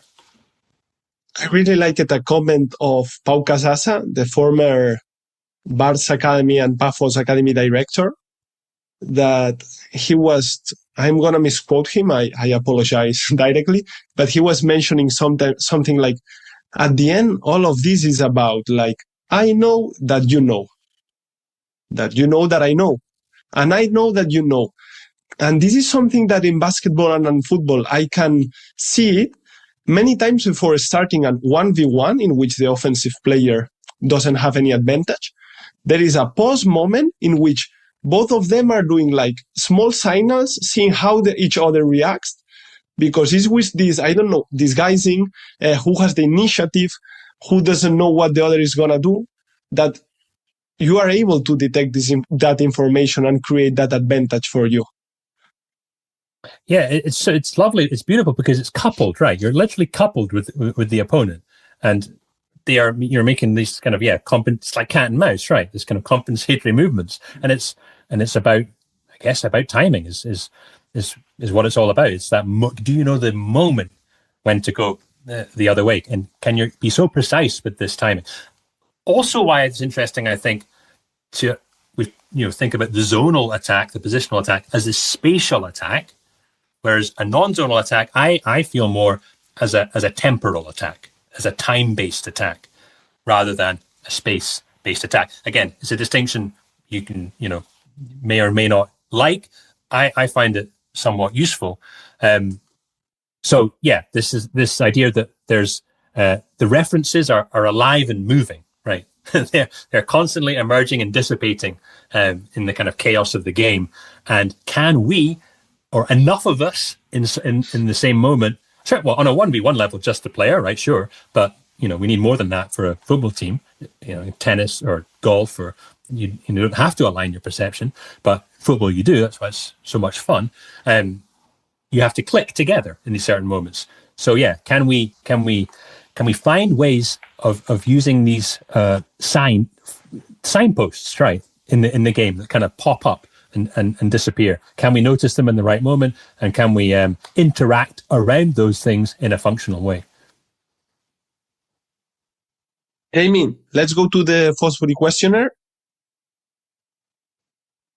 Very specific questions. Feel free to reply it directly, explain it a bit more, a bit less, think more or less time the reply, whatever you want. Why do you coach? Because I love football.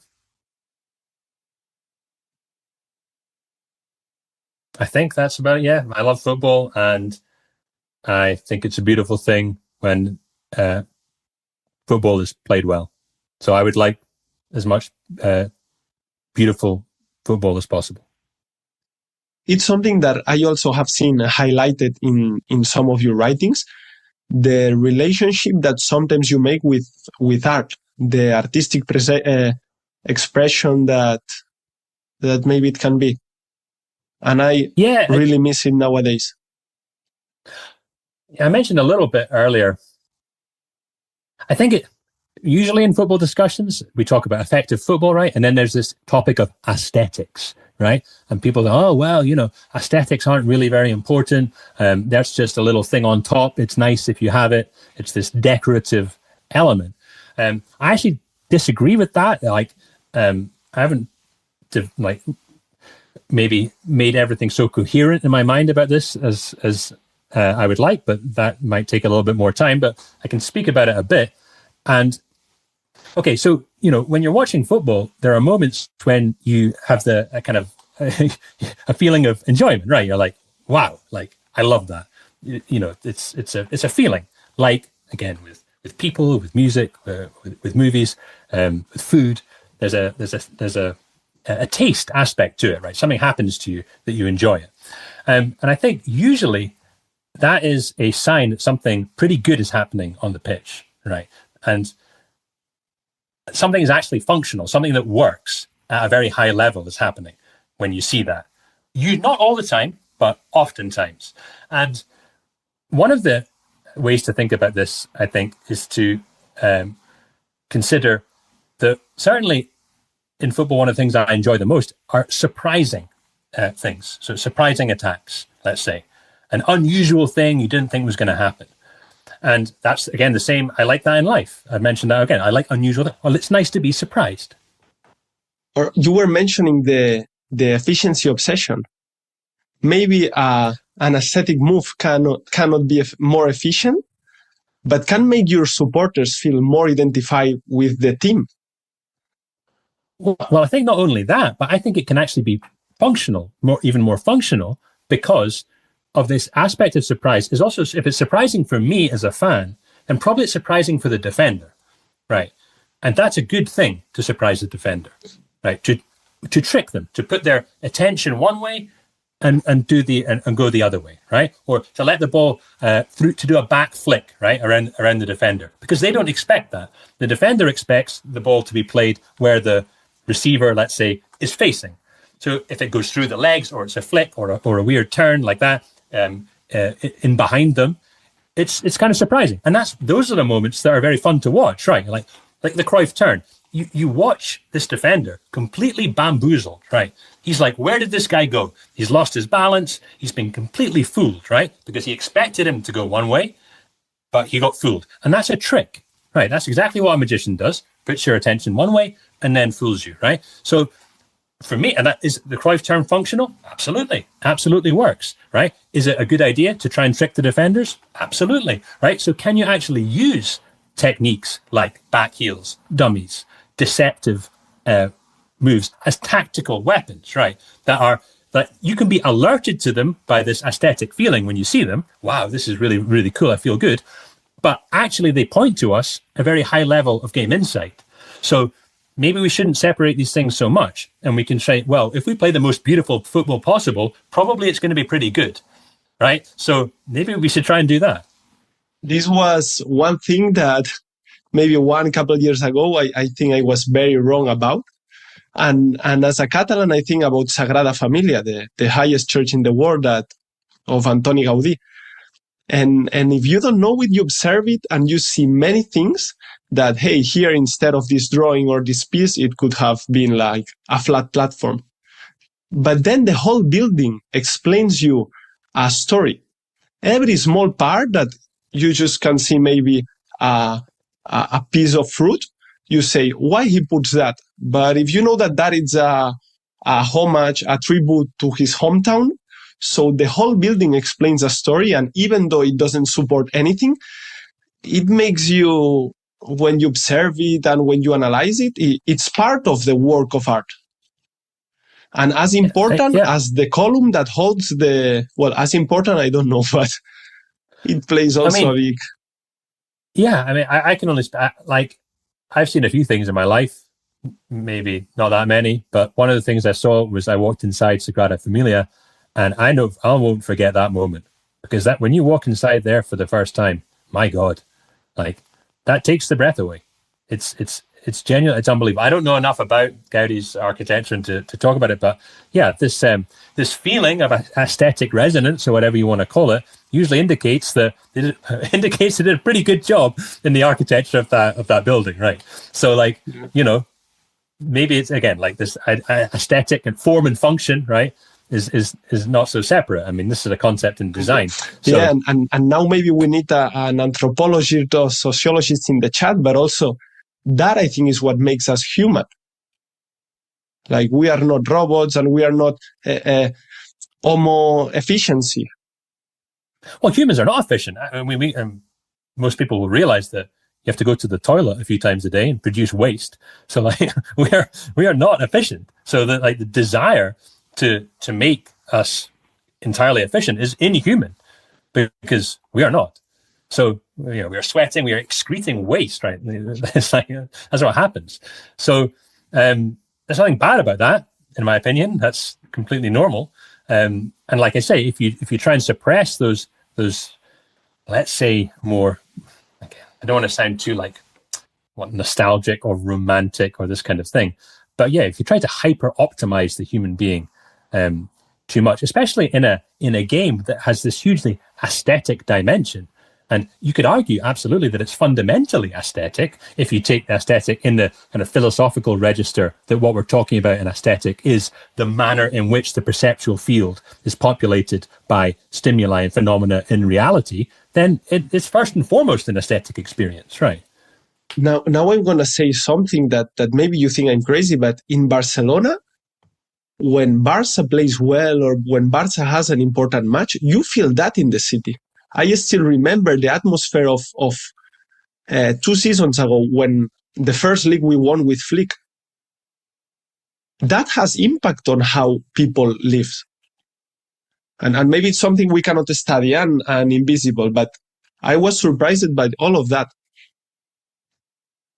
Well, yeah, it's a very powerful force, right? It's a powerful force of expression, right? An expression of a place, especially in somewhere like Barcelona. And again, you'll know far more than I would. I'm no expert, but yeah, the football is seen as, I think, an expression of certain parts of Catalonia, right? Of the Barcelona people, of a certain mentality, right? Of a certain way of life, a certain set of priorities, and when that goes well and it's a powerful expression, then yeah, that means something.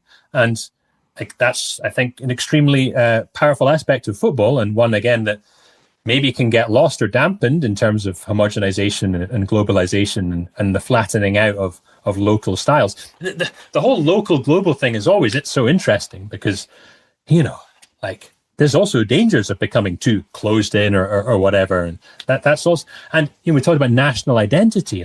I work with national federations, and it's not easy to think about national identity in 2026 because, of course, it's changing so fast for many countries. And it's very dangerous to try and take some fixed idea of what identity is, even on a local or national level or whatever. But at the same time, we can look to places like Bilbao in the Basque Country, who are fiercely attached to their local area, right, and have done an incredible job, right? And it's so fascinating how many incredible players and coaches come from that region.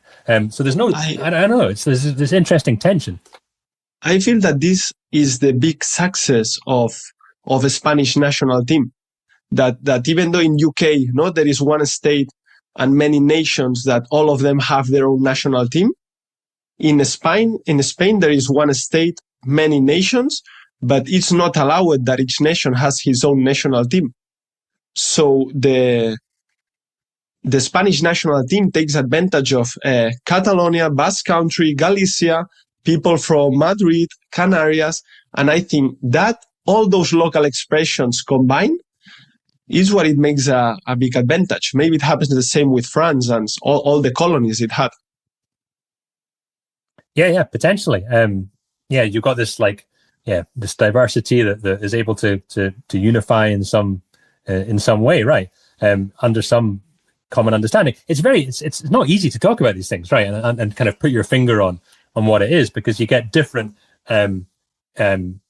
expressions of successful football of national teams, and many times they're not comparable. So yeah, I guess what works for one doesn't necessarily work for other, and that's a big problem in football, because you know what it's like.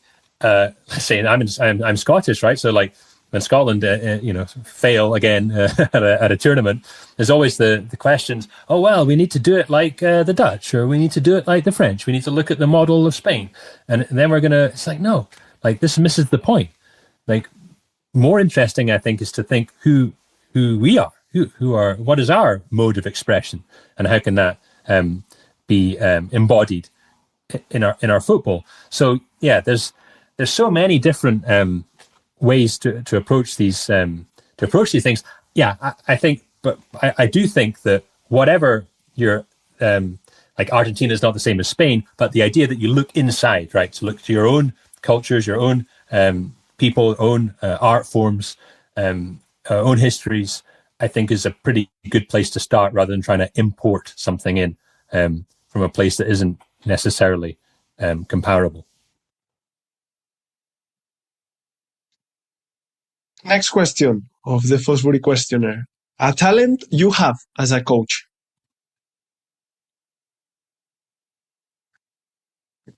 I don't know if it's talent. I mentioned it already. Maybe it's a cop-out, but just to say curiosity, I suppose. When you were talking about that, I tried to keep always in mind one example that is, I don't know how many centuries ago in medicine, it was quite common and quite accepted, well, completely accepted, that in order to cure illness, many times what you had to do was to empty blood vessels and it was assumed that that the disease was in the blood and changing it was needed. And many times the intervention of the doctor killed the patient. And that was the common method and the most accepted method at that time.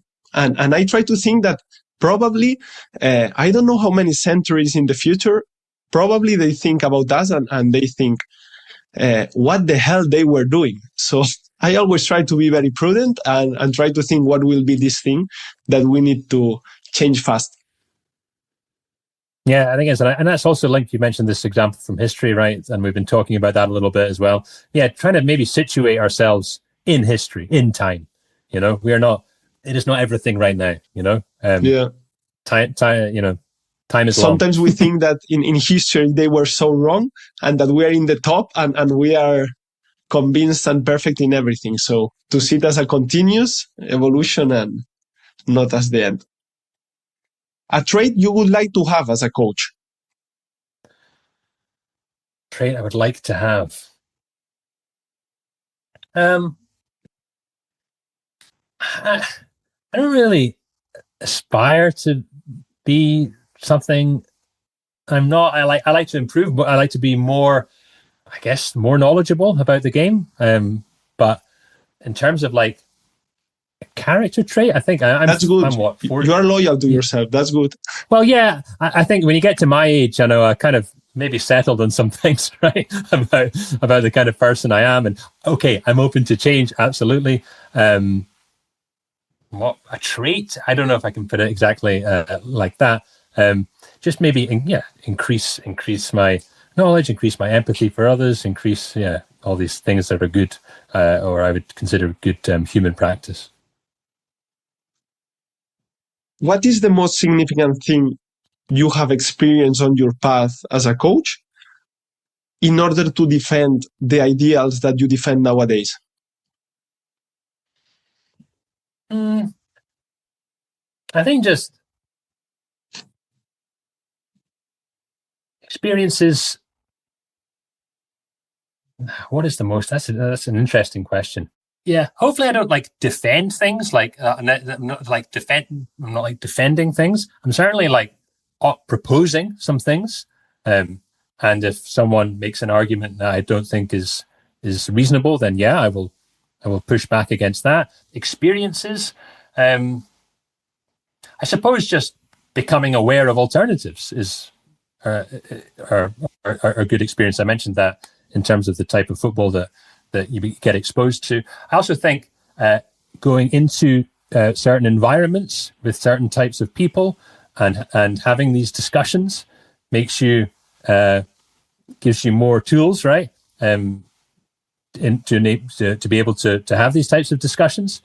That's something that I've experienced, and it's good to have a varied exposure to different types of environments with different types of people. So there's that. And also just coaching players, right? Like, this is the thing. It's like seeing that, okay, some of this stuff that we've been talking about actually has a positive effect. And this is so important. Like, we can talk, but this is football, and football is played with bodies on a pitch. It's action. And yeah, having teams play good by using these types of concepts and developing in these ways, and having individual players develop and seeing that with my own eyes, that's a powerful thing, you know. And having it sounds kind of cheesy because of the name, but having these relationships that you develop, right? And these are all things that play a part. Guardiola said that he was coach because of the moment that before the match, 1 day, 2 days before, he was analyzing the opponent. There was a moment that he felt like, okay, Eureka, I have it. Tomorrow we will win if we do this. And he said that gave like meaning to his profession. What is your Guardiola moment? It's funny because that's I guess goes back to what I was saying in the beginning, right? About the coach solving the problem before the game.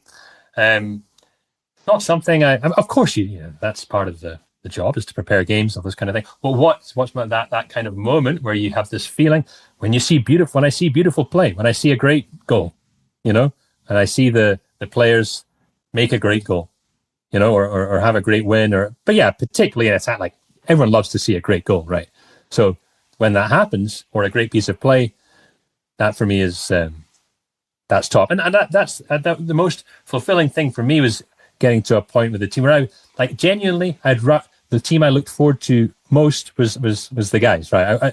I didn't want to watch Arsenal against Liverpool. I'd rather go to our game and watch the players play, right?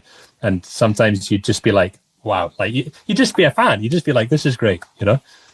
And I guess, Jamie, if the rules that govern your behavior as a team are, like we were saying with the birds, so simple, no, like from bottom up, also you will be surprised by very diverse and maybe behaviors of your team that you didn't plan or you didn't imagine. Yeah, surprised, and also kind of like I just felt better as a coach, right? Like in terms of like, I suppose like, and maybe it's true for everyone that maybe a bit earlier in your career, I was really tense before games, you know, and like, oh, right, this, you know, pressure to do well and pressure to play in a certain way. Maybe it's just experience. Maybe it's not necessarily linked to the style of play, but certainly in those kind of moments with these kind of principles that we've been talking about when the team is playing well, like there's a nice feeling of like, you know, you can let go, you know, like it's all good. And nice stuff is going to happen. I don't exactly know how are they going to score? I don't know. Like, but I think we're going to score.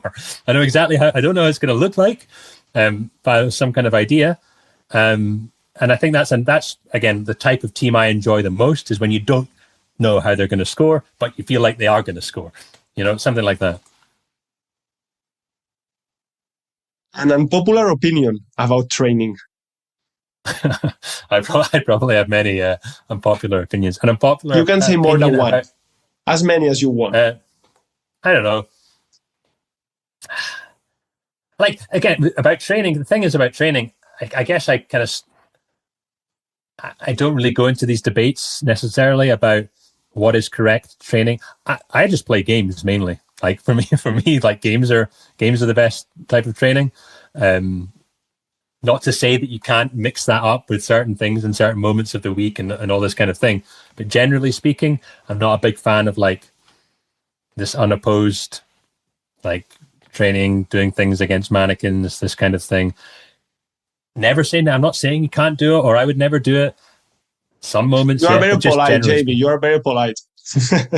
No, but I think it's too much of like, I really hate that, you know, this thing where you like someone will take a clip of someone's training and be like, oh, they're doing unopposed training. Like they understand skill acquisition literature. It's like, I really hate that shit. You know, it's like, you don't know what stage of the week this is. You don't know, the context of the situation. So anyway, there's that. What do I, I've spoken a lot and written about that. I think the widespread adoption of what's commonly known as positional play can be detrimental, right?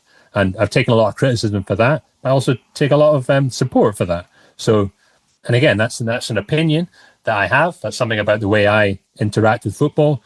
I think it's I think it's healthy to have these kinds of conversations. I think it's okay to criticize coaches. I think it's okay to criticize styles of play, just like it's okay to criticize a movie or music or a restaurant, as a critic would do. In fact, I think we need more of that in football. I think we need more good criticism, rather than just, oh, well, that it works, so we should do that. It's like, oh, have you no opinion? Have you no taste? Or do you just like everything that works? It's like, I think we fall into that trap a bit. It's like, no, it's okay Completely to say. agree. It's like, and I had that a little bit last season. I would maybe be a bit critical of Arsenal. I mentioned them already, and well, oh well, what are you talking about? They're the champions. They've got, it's the best season. I say, yeah, I know that. I'm aware of the results. I can see the numbers. I can see that. But I'm also watching the game, and it's also okay to say, I don't think this is I don't like this style of play. I also don't like the idea of that being used as a grounding for like an academy methodology. I don't think it would be necessarily a positive way to coach young players to prioritize set pieces and this kind of thing. I'm okay to say that, right? But again, that's an opinion. I'm aware that it works, but sometimes the football industry is very sensitive to this, right? Oh no, you can't say that. This is top coaches in the world, etc. After analyzing the whole history, Martí Perarnau, one of his conclusions was that football evolved on three mechanisms. The first one was the kindness of immigrants, that when the world wasn't like so connected as nowadays, they travel from one country to the other and they offer the knowledge. The second way was because when some coaches proposed some new structure, philosophy, all the discussions that were surrounding and trying to stop and overcome that proposal from that coach. And the third way was basically questioning a status quo and doing things different and trying to improve. And sometimes, because I don't know if we are insecure, I don't know the reason, but we adopt behaviors that go against that we can evolve as coaches, and the sport can evolve also. Yeah, I think that's true. I think a lot of football is inherently conservative, like in the sense that it just conserves what is current, right, or seen as best practice currently, or whatever it is. I think that data is also like the use of. I'm not against data, but I think certainly the certain types of reliance and emphasis on data and statistics is inherently conservative as well, right? Because it's showing, well, this is what works, or is what's worked on the past, so let's all do this. Let's all optimize towards this. I always use the example of Guardiola at Barcelona, actually. Like, so he's making there's the stories, right, when he first spoke to Victor Valdez, he was like, okay, here's how we're going to do the build-up, and the centre-backs are going to be here. And Valdez is like, yeah. He's like, what the fuck are you talking about? This is crazy, right? And I'm pretty sure, I don't have the data, but I'm pretty sure that if you looked at the last, the 5 years before, or 10 years before Guardiola, you wouldn't have much success with the short pass build-up, right? And I think that the data would show this. But Guardiola didn't really care about that. He said, no, well, I think this is a good method. I think there's some principles, and with this players, it will work. So to hell with that, and do something different. And that's great. Like, I'm all for that kind of spirit. So yeah, but the problem is, Marty, as well, like people get reputations, they have jobs, right? So yeah, you become an expert in a certain field. And then, so when there's a criticism of that field, then, oh no, we have to defend this. And it becomes difficult, right, to get past dogmatic beliefs, yes, because there are reputations and money, often money, involved. So, and that's true in football, and it's true in all other domains, right? It's a problem. So yeah, and again, like, I'm not for just shouting down people and being overly, critical, but good criticism, interesting criticism. I think we should want more of that. It's like, I use politics as an example. It's like, do we not criticize all the time what is happening? Like, it's just healthy to criticize, and conflict. Like, we shouldn't avoid it. Like, let's face conflict and exit that conflict better. Right. And absolutely. And that's some of the work that I do is, I talk to like federations, clubs, coaches about these kinds of things. And we have really, for me, like really great discussions, because for sure, not all the coaches are interpreting football in the same way as I am. But hopefully these, hopefully these, some of these proposals that I'm giving are at least give food for thought and get the discussion going. And that's what tends to happen. And interesting things come from that. And that's great. So, yeah, the question was about, unpopular opinions. Maybe, we should have more criticism and more, what's the disagreement or whatever. And I think that comes from people being more, I'm always, again, I go back to it, this aesthetic thing. If you don't like something, it's okay. Like to say that you don't like something, like if it's a style of football, that's normal. The Wunder team of Austria, I hope I say it well. The head coach of that team, sorry, the head coach of that team, after games, he went to the Ring Cafe of Vienna to talk with fans and supporters, like in a friendly way, discussing tactics, discussing the behavior. Like, I find it amazing. And then you see the history that the Wunder team has and the impact it made. But I find it also crazy nowadays. Yeah, it would be hard to imagine now a coach coming into the cafe just to chat about the tactics. But you know what? Probably if they did, okay, not all situations, I'm aware, but in many, you probably could, right? And it would probably be okay, it could happen. I'm not saying in all situations. I know some are more volatile than others. But yeah, it's, I think, a super important thing that we can voice these opinions, right? And I think it talks really well about the city of Vienna in that moment, no? That the coach is able to do that. And I mean, if he do it repeatedly, probably it's because some big and good reason and wow. I guess it's part of I'm again no expert, but this coffee house culture, right, of the yes. Vienna, the Danubian idea, and they're intellectualizing the game and talking about it. Also, Vienna as a city in that time had a very powerful moment, artistic and cultural. So probably also, well, is aligned with all the things that you are mentioning, that you can criticize, you can question, you can accept it. And they understood that this wasn't an attack. This was an opportunity to get better and improve. Right. And yeah, I think that's good. And also, I'll just maybe finish that by saying sometimes it's okay to be a bit provocative also with your criticism. It's also okay, in my opinion. The person that most impacted your methods.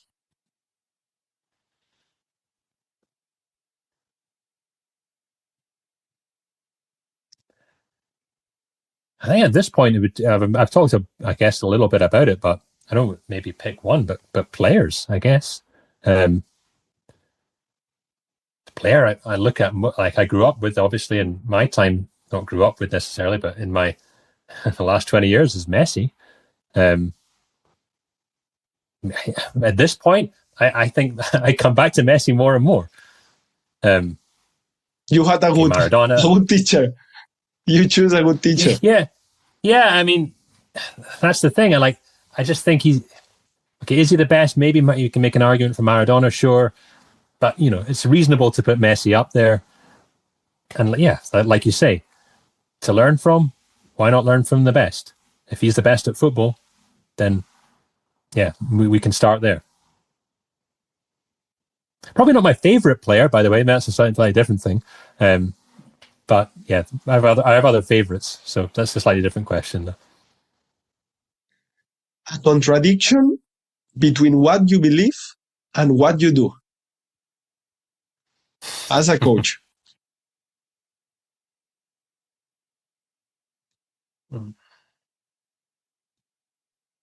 That's an interesting question. I guess there's things I constantly have to be aware of and remind myself, right? That I've talked about aesthetics a lot, and aesthetics is quite a personal thing. Of course, your own taste. But, of course, when you're coaching football, it's not just about your taste, right? It's because you're coaching footballers, and it's what is the best approach for the team. So I don't know if that's a contradiction, but it's definitely it can be a tension. And that's something that I'm always trying to keep in my mind. Some days probably better at it than others. I think it's important for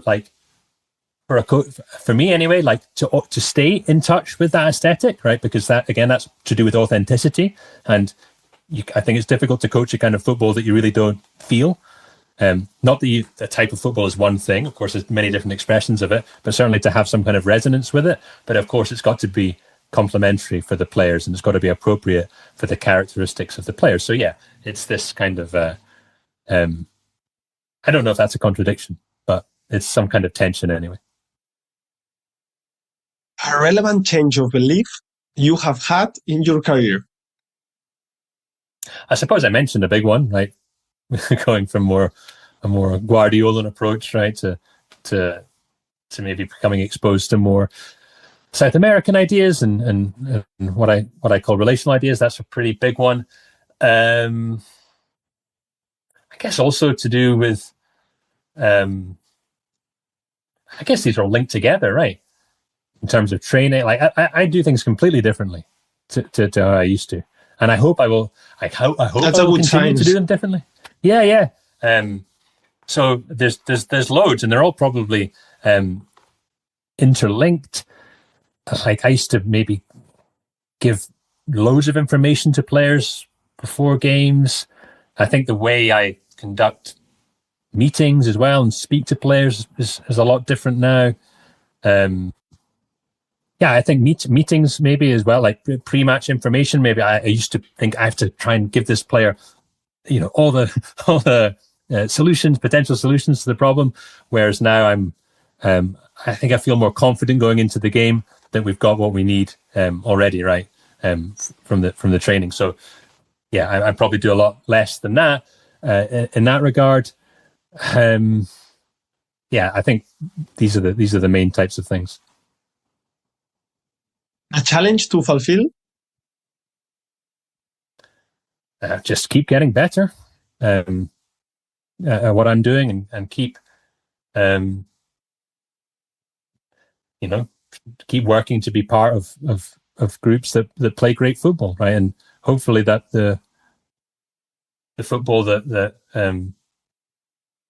I'm coaching or I'm a part of the group, I've not seen the best one yet. And there's always the opportunity to play better. And of course, there's all the things that go into that.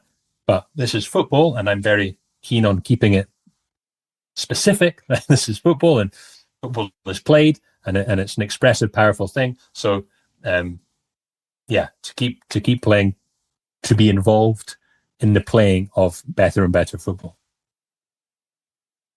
And the last one, a life motto? Life motto? I don't have one off the top of my head. Is this bad? Do most people have one of these already? I'll say, what will I say? Never say never. Jamie, thank you very much. Thank you, Marty. It's been a pleasure. I have to finish talking once again of Martí Perarnau, but mentioning again one of his insights. And I wanna really thank you, because I feel that not just in this podcast, but in your career, you have questioned quite a lot the status quo. You have been extremely kind with your own ideas and insights that you think that can help. And also you have questioned a lot of actual or current trends, approaches, and offer new alternatives that were the three things that Martí Perarnau was mentioning. that were the reasons or the ways that football evolves. So I would like you recognize it to you and showing my gratitude once again, Jamie. Very kind words, Marty. Thank you very much. Appreciate everything. It's been great. It's been great chatting.